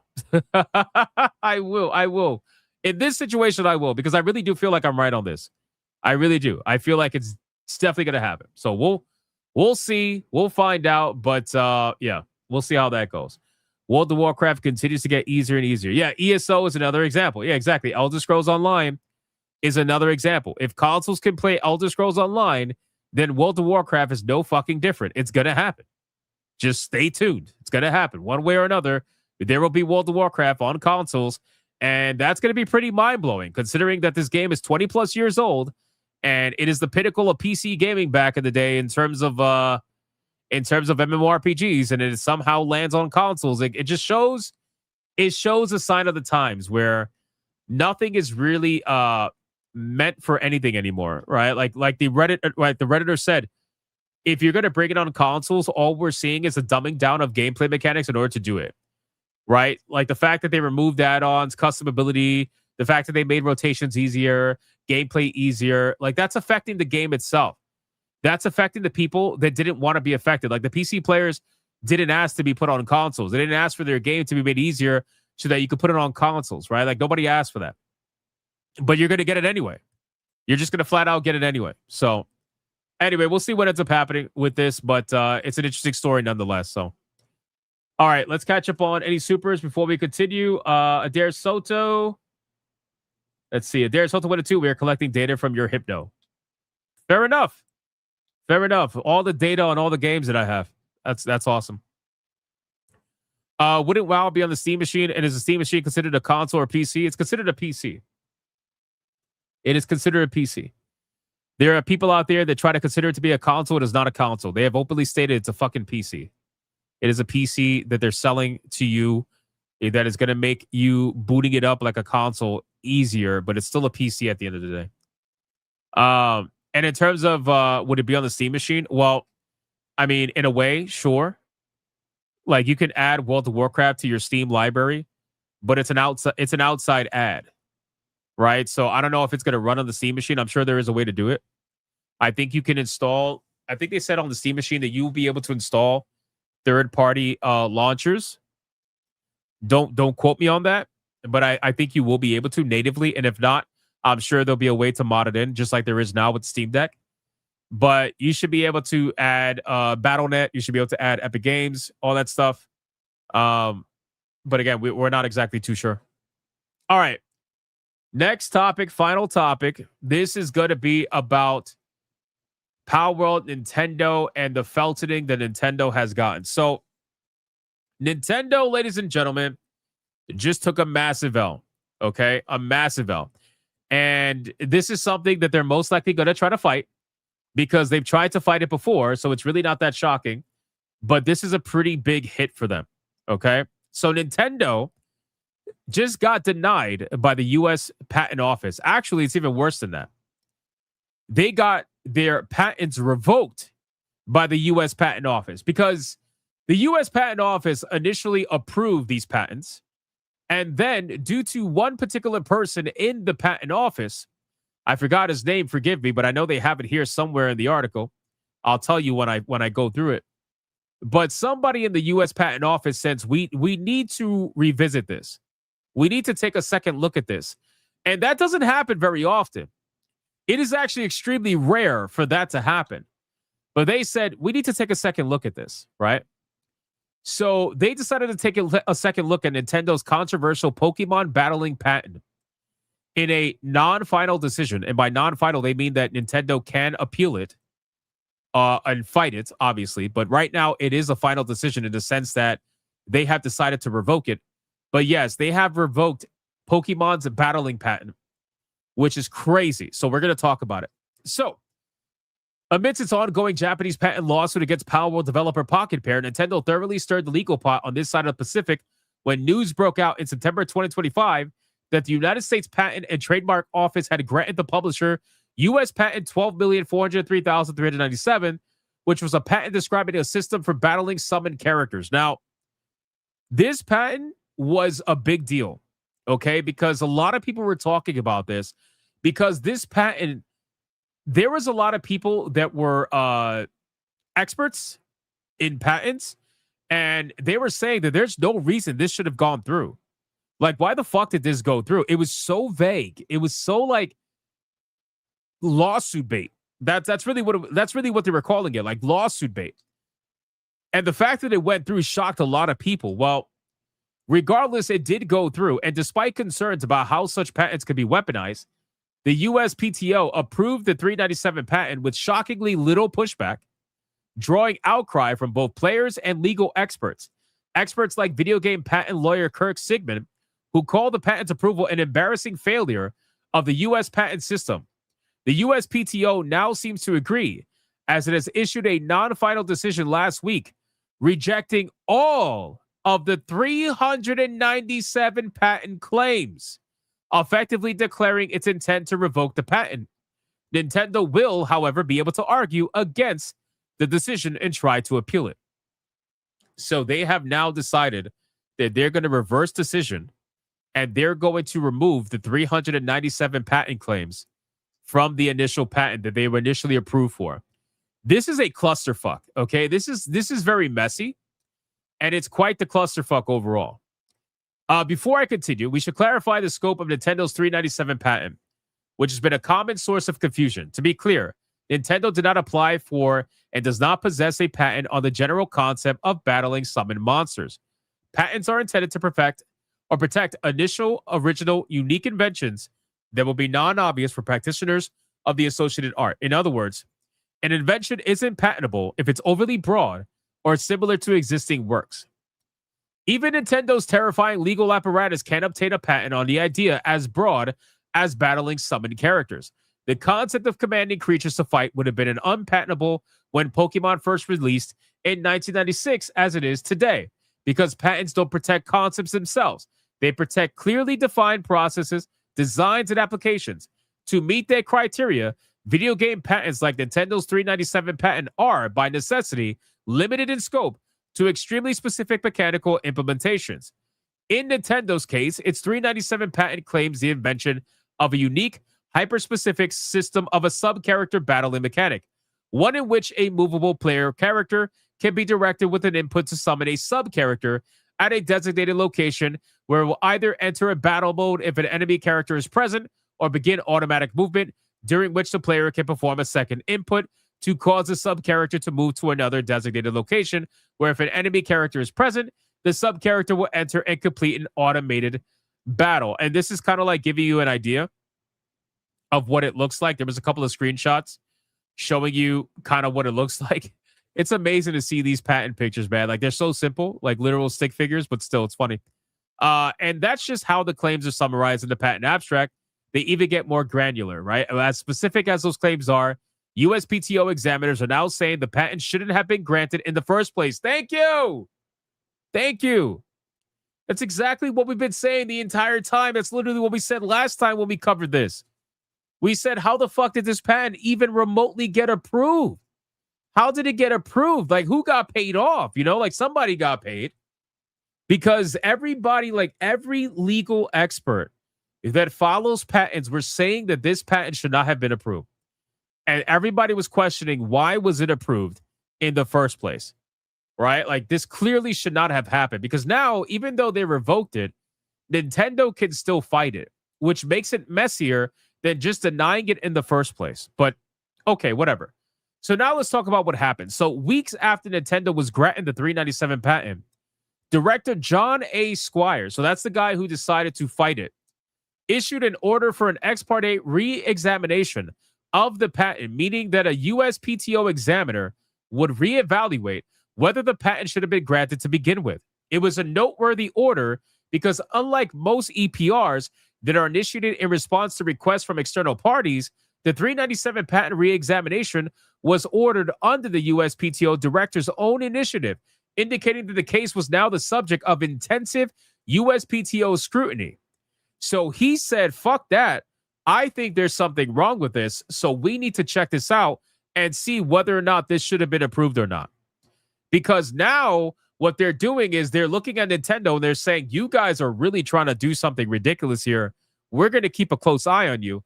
And now, after taking a second look at it, they realize that, well, they should have done this in the first place. So after reevaluating Nintendo's claims in comparison with pre-existing patents and video games, the USPTO examiner's decision rejected all 26 of the 397's patent claims and concludes that they bear too many similarities to prior art for the system they described to be considered patentably non-obvious. Boys, that is an epic W. That is an epic fucking W. So basically, they're trying to say that you guys are trying to be too overly broad, and you're going to affect video games like Digimon, for example. You're going to affect other indie video games that are like Palworld too.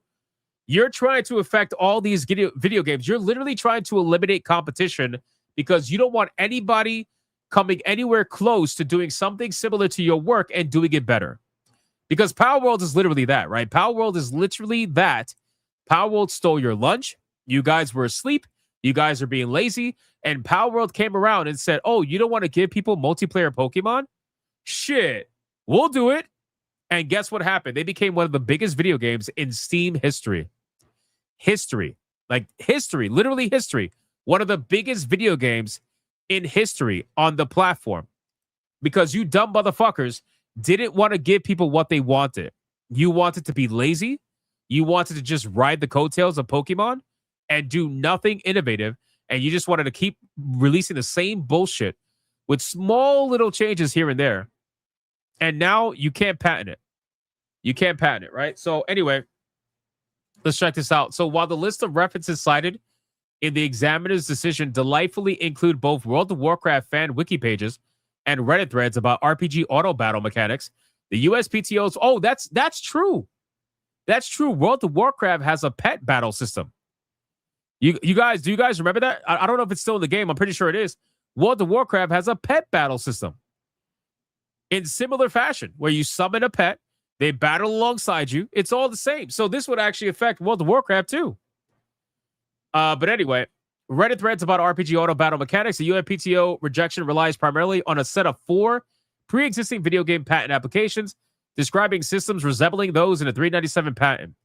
One of those patent applications was filed by Konami, another by Bandai Namco, and the remaining 2, however, are Nintendo's own prior patent applications, one of which features in all 26 arguments the examiner constructed to reject each of the 397 patent claims.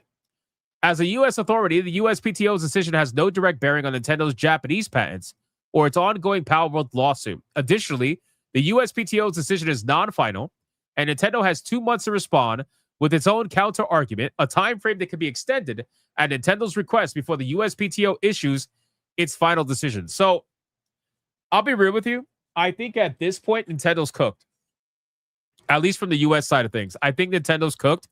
Even if they come up with a banger response, even if they try to say whatever they want to say, I think it's pretty clear that the patent office has a hard-on now for Nintendo, and they realize their mistake of passing 397 to begin with. I don't think they're going to repeat the same mistake. I think they're going to deny it, even after Nintendo tries to fight it. I think they're going to straight up just deny it and say, nope, we're not going to allow this to go through. This is now our final decision. We're going to revoke the 397 patent, and that's it. That's it. So I think this is a great win. We are noticing that Nintendo is losing on the patent front in a lot of different ways. They also got rejected in Japan, if I'm not mistaken. This whole thing that Nintendo has been doing lately, trying to patent literally everything because they got fucking destroyed by Palworld. All these panic patents, it really is pathetic, man. Nintendo, you can have your nostalgia for Nintendo. You can love their video games. You could do whatever. But as a company, they're fucking disgusting. And what they try to do to stifle competition is really fucking disgusting. It really is. It really is. They are one of the worst companies in that regard. Stifling competition, doing everything they can to try to stop competition from even happening. Instead of putting out products that are going to beat the competition, they'd rather just stop the competition from existing. They really are motherfuckers, man, when it comes to the legal system. So to see them lose on the U.S. front and the Japanese front recently with these ridiculous patents that they're trying to do to stop people from doing things better than them, it really is ridiculous, man. Or corporals are the same. Yeah, I know that. But Nintendo is especially egregious when it comes to patents and trying to utilize them in a way that they can use, file lawsuits or generally just stop people from doing things that are going to be able to compete with them. That's really what it is. So in any case, this is a great story. We're going to follow up on this as time goes on. We're going to have a couple of months, obviously, before they respond. I'm sure Nintendo's going to draw it out. But once we have a response and we know exactly whether or not this is final, well, then we'll go from there. But until then, Nintendo got fucking wrecked, man. It is what it is. All right. In terms of supers, I think we are fully caught up everywhere. I'm just going to check Rumble really quick. But I'm pretty sure we are caught up everywhere. Hold on 1 second, boys. Let me switch over. And we went long tonight. Holy shit, boys. We had a good time tonight. This was a fun stream. I try to have fun every stream with you guys, man. You guys are awesome. All right, listen, I just made the gaming stream live. We're going to be playing Revenge of the Savage Planet with Leon. If you guys want to hang out with me in Words of Paradise, the game stream is here. I'm linking it right now in the chat. And I'm linking it over on Rumble. We're going to do the waifu battle now, guys. Thank you so much for the insane support today. If you're not going to hang out in the game stream or in the waifu battle, regardless, I appreciate every single one of you. You guys are amazing. You never took your ears off. Yeah, because I do separate videos now. I don't do live stream clips on this channel. I do separate videos, so the ears don't matter. So we just rock out with our cocks out. That's what we do. If you're not going to hang out for the waifu battle, I appreciate you. I hope to see every single one of you in the next stream. Don't miss it. 9 p.m. every single day. Appreciate you guys. And let's have some fun, man. Let's do the waifu battle. Hold on. We got one super chat, though. Adair Soto with a 10-banger. I can't wait for this to be all over when Nintendo loses. If they lose this court case, that means more indie games will have more freedom to do similar things to Pokemon in a different way, more competition. There's actually a few video games. I don't know if you guys remember. We reacted to the indie showcase. Remember they were doing indie games? And there was like 3 games that we were like, yo, Nintendo has their ninjas ready to sue you right now. Because they were games that are trying to compete with Pokemon, right? So I do hope in that aspect they do lose from a competition stifling standpoint. I don't want them to stifle competition. I want competition to breed innovation. I want competition to breed better video games. That's what I want. And when you remove competition, you become complacent. And that's exactly what Nintendo fucking was before Palworld released. I don't care how big of a fucking fanboy you are of Nintendo. That's perfectly fine. But you have to admit that they were the most complacent company before Palworld rocked their shit and forced them to wake the fuck up. Plain and simple. There's no denying that. So that's why I want competition to exist. That way, we just get better games. You know, I want Nintendo players to get better games. And in order for them to get better games, Nintendo has to stop being complacent. So, all right, boys. Are we ready? Are we ready? Congratulate Leon on 10K. Yes, sir. Yes, sir. Leon hit 10,000 subs. It's fucking awesome, man. Shout out to Leon. Let's get into the waifu battle. Let's have some fun and close out the stream. Let's go. Waifu battle.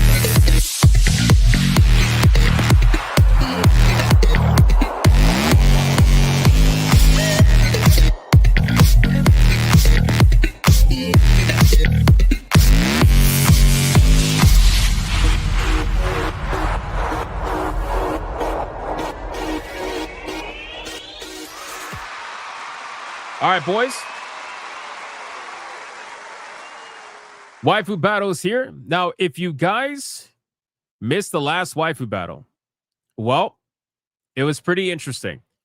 Because speaking of Nintendo, the waifu that ended up winning on the last waifu battle, just completely destroying it, was none other than good old Samus Aran, ladies and gentlemen. That's right. That's right. She came in, she stole the belt, and now she's the champ. Boys, before we bring out the challenger, let's go over the rules. Because I know Samus is a big-time waifu, so we need to bring out someone who can really fight hard. Rule number 1. All super chats in the waifu battle can and will count to a particular waifu, but the only way they're going to count is if you put the name of the waifu in the super chat first. You got to put the name first. If you do not put the name of the waifu in the super chat first, then it will not count. Doesn't matter how big they are. If you super chat after the fact that you put the name of the waifu that you forgot to put the first time first, then I will make it count. Rule number 2. You can vote for any waifu regardless of who's on the screen. It doesn't matter. You can vote for Samus or you can vote for the challenger. It doesn't matter who's on the screen at the time. Last but not least, after the second waifu comes off screen, I'm going to do a 30-second countdown. After that 30-second countdown, no more super chats are going to count. It doesn't matter how big they are. The last super chat that shows up on my screen is going to be the one that counts. So please, if you're going to vote, vote early and vote hard, ladies and gentlemen. Do we understand the rules? I'm talking to myself again. Come on, bro. It's the rules. You got to listen to the rules. All right, man, listen. I have to bring out a waifu. Listen, Samus is very overpowered, okay? She's very overpowered, right? Like, everybody loves her. So, and I mean, she's like a blonde bombshell. So I had to bring out somebody who has the clout and can really try to take the belt away from Samus. Now, both of these waifus are big-time champions, all right? They've been champion multiple times. Let's see if the challenger can take out Samus, considering she just won yesterday. Maybe people are going to have recency bias. Maybe they won't. We'll see. But there's only one way to find out.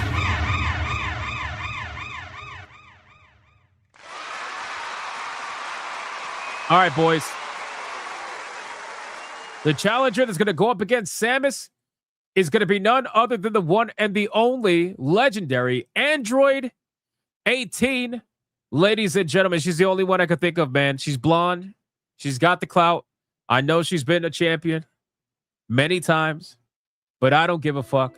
Let's find out who is going to win. Is it going to be... This is a pretty legendary battle. Have they fought before? Has Android 18 and Samus fought before? I don't know if they have. But the names are on the bottom. Let's find out, boys. Let's find out. We got Deadeye's Lock with a 2 on Rumble for Samus. And then Deadeye's Lock for $1 for Android 18. And then D-Draconic with a 5 for Android 18. Thank you so much. I appreciate that. Holy shit. They came in fast.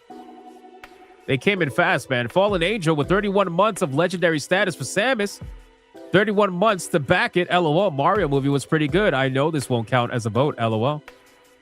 Was the Mario movie actually good? I hear it's so funny. I hear people, there's mixed opinions about it. The critics hate it and the fans love it. Why am I not surprised? Papa Stitch, you have a good night, brother. Shout out to you, man. I appreciate you hanging out, man. We got Fallen Angel with a 5 for Samus. Thank you so much. I appreciate that. Then we got War Wizard with a 199 Android 18. Fuck Nintendo type shit. It's crazy. It's crazy. Shout out. Shout out to War Wizard. I appreciate that, man. It's been very interesting. It's very interesting.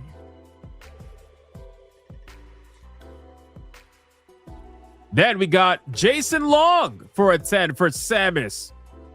Shout out to Jason Long. Thank you so much, man. I appreciate that. Fucking legend, bro. This is going to be interesting. I wonder who won the last time. Only Kata hates it. Does Kata hate the Mario movie? I really didn't think that Kata would be the type to really enjoy the Mario movie. Like, if you look, when you look at Kata, do you think like Mario fan? Like from a movie perspective? I don't know. I don't know. Maybe that's me. Did he like the first one? That's the better question. Did he like the first one? I don't know. I guess we'll find out. I can ask him. We'll see. Right now, Samus is in the lead, but not by much. You thought he could see himself as Mario? Oh my god, I would play the violin music right now. If I could play the violin music right now, I can't. I'm playing the waifu song. Fuck. That's crazy, bro. You guys are fucked up for that one. Yo. That's crazy. Oh my god, man. We got Robin 10 with a 5. Says Sam has been moistly lurking. Don't hate you, Gooner. Shout out to Robin 10, man. Thank you, brother. Lurking is fine. Lurking is good support. I appreciate that. Well, as long as you like the stream. If you didn't like the stream, then fuck you. No, I'm just kidding.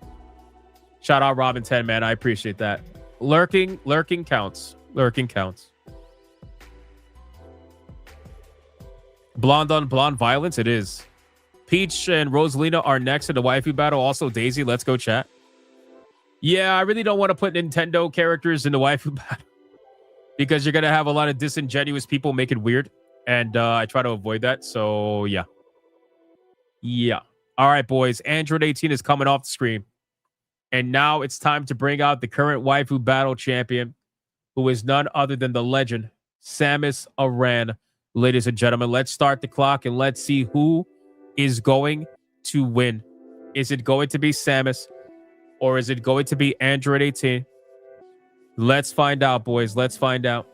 We got Old Man Cad with a 1999 banger for Samus because she's always looking moist, like serious type shit moist.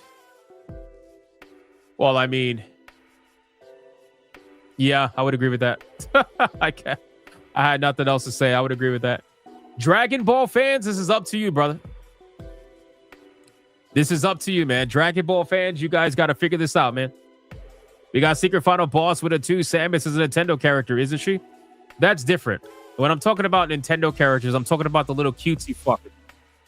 You know what I mean? The people that'll be like super disingenuous and be like, oh my god, you put a child character into the waifu battle, even though it's like Princess Peach, and she's like not a child character, but regardless, whatever. Like it again, people think like when they're being disingenuous, we know the waifu battle is a battle of waifus, right? Where it's like two of your favorite characters. Pick your favorite character.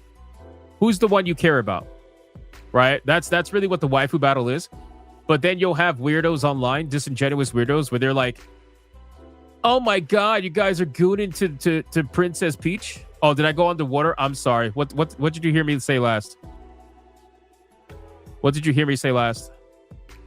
Anyway, the point is that disingenuous people will look at childlike or child-looking characters, like the cartoony characters in Nintendo, and they'll be like, "Oh my god, you guys are gooning to whatever." Meanwhile, the waifu battle is not about that. But again, I understand. So I don't need that shit in my life. So I just avoid it. You know? I avoid it. Samus would be the most authentically more moist than Android 18 physical biology and such. That said, without the suit, who would last? Fair. You did it. The fool's internet is crap. Yeah, the internet is crap. The internet is definitely crap. Definitely crap. We got Hypnotic and Rapture with a 2, Samus and 18, Hot Springs love all three of us, sir. We got a split vote. All right, that's interesting. Detraconic on Rumble for a 5 says 18 type shit. All right. So we got some supporters on Rumble that are fighting for Dragon Ball, but it's not looking too good right now. It's not looking too good right now, man. We're having a little bit of trouble here. Samus is currently kicking ass. T-Jab said, hold on, let me find T-Jab's comment. I'm curious. On April 30th, 2024, Samus lost to Android 18. Oh my God, guys, it's been 2 years. It's been 2 years. Samus lost to Android 18 2 years ago. Wow. I didn't even plan this. And now we're back in April in 2026. And we got a rematch, and Samus is currently winning. Bro. The 2-year rematch. That's crazy, bro. That's crazy. All right, well, we're going to find out what's going to happen in 2 seconds. We're going to do the countdown. It's still anybody's game. Samus has a little bit of a lead. Pretty decent lead right now. I don't even know if 18 is out of ban territory. I think she is, but anyway, stop lagging. Final countdown. Who's going to win? Samus or Android 18? Is she going to get revenge? Or is somebody going to sneak in with a chair shot to rip it out of the hands of the Samus fans? We'll find out. 5, 4, 3, 2, 1, go.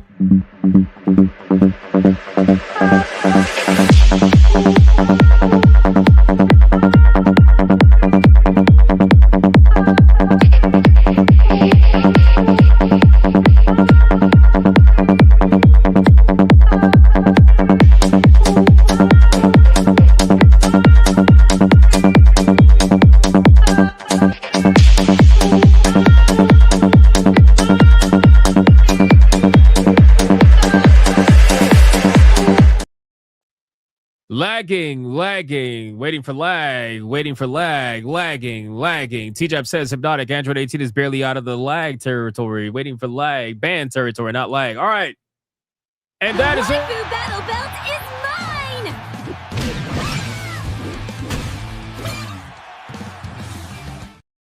The final super chat that's going to count as secret final boss, which doesn't count, with a 5.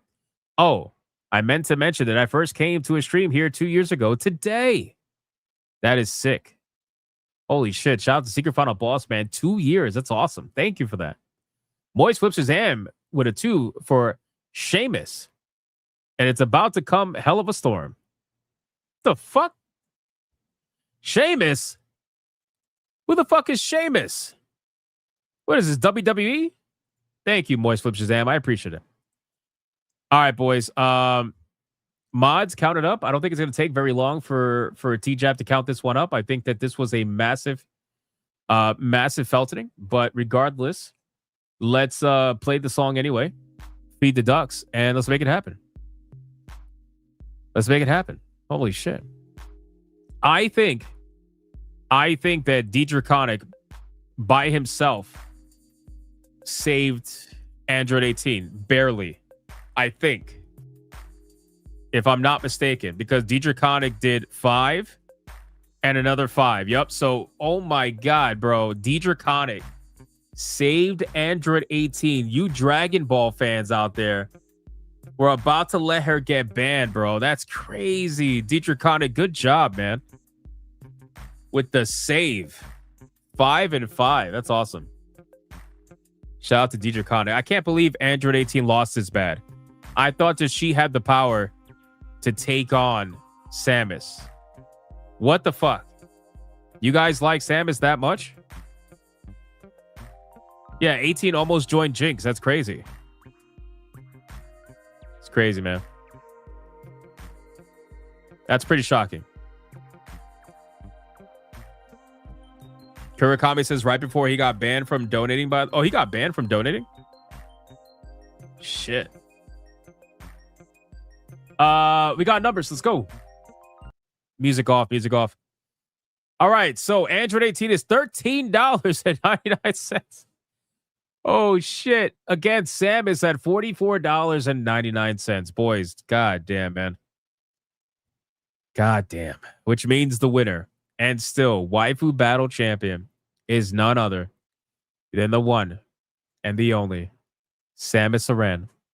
Ladies and gentlemen, that's crazy work. That's crazy work, boys.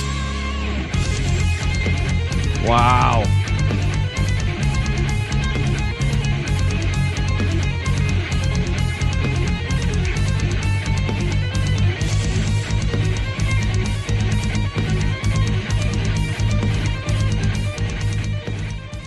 Let's do it one more time, ladies and gentlemen. One more time. Let's go.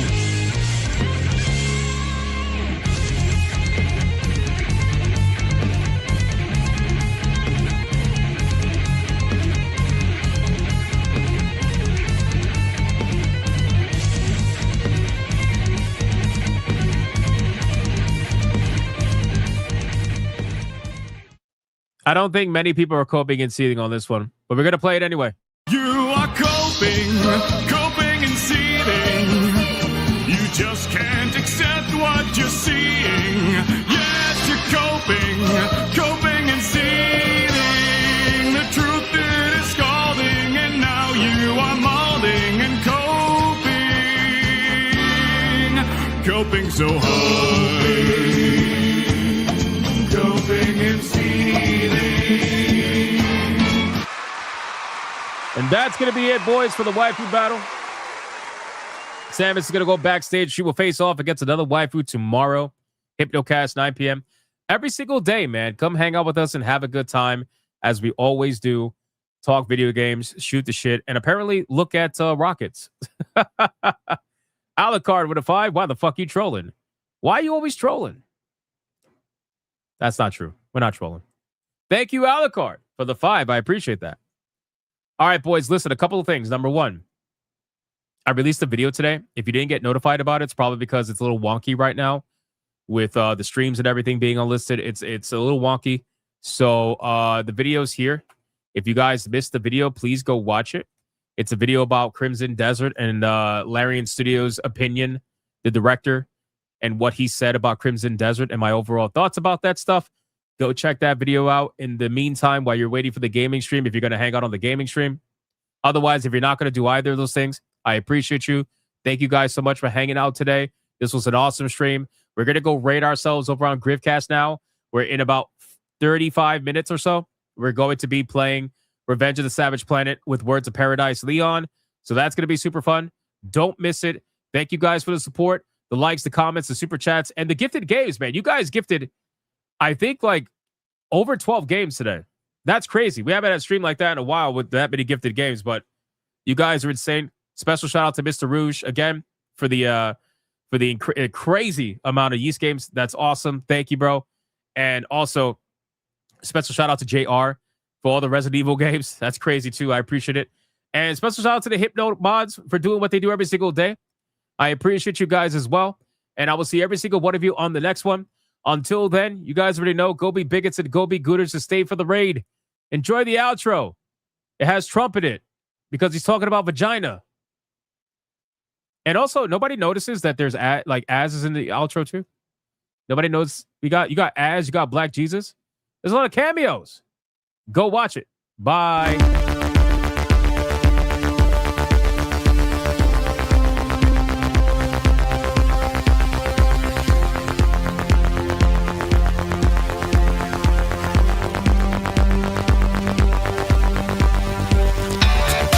I am not gay. I have relationships with women and sex with men. And I got news for you. That means you get.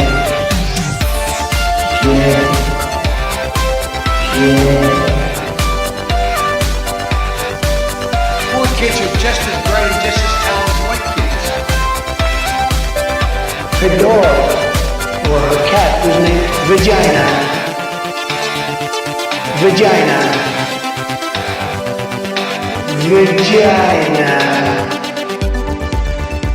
Put a ticket in Maker Day. Fuck Indiana Jones, put a ticket in Maker Lady Jack. Fuck Indiana, put a ticket in Maker Day. It means put a chicken in it we eat and make her fucking Jack.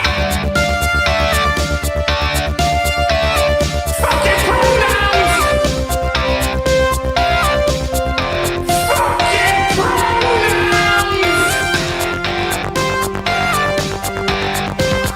Fucking gender ambiguity! Fucking current day Californian shit! Even though we fucking know, 'cause we're boring! We're so fucking boring!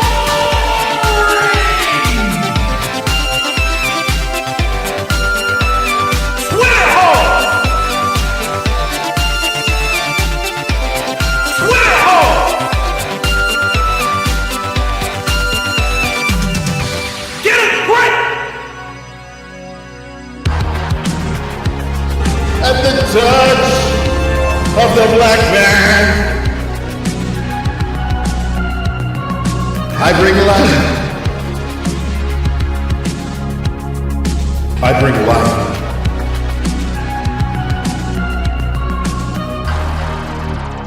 I bring life.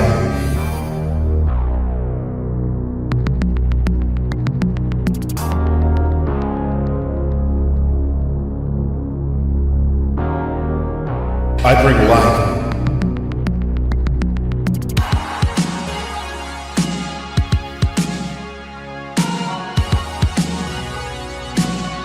I bring life.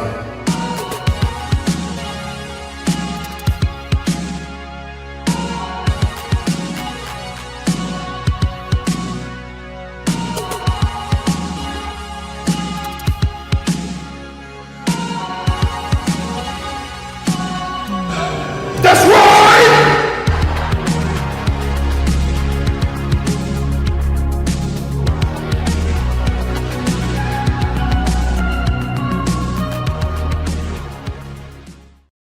Why the hell are you still here? Go on. Get out of here. Go play some video games.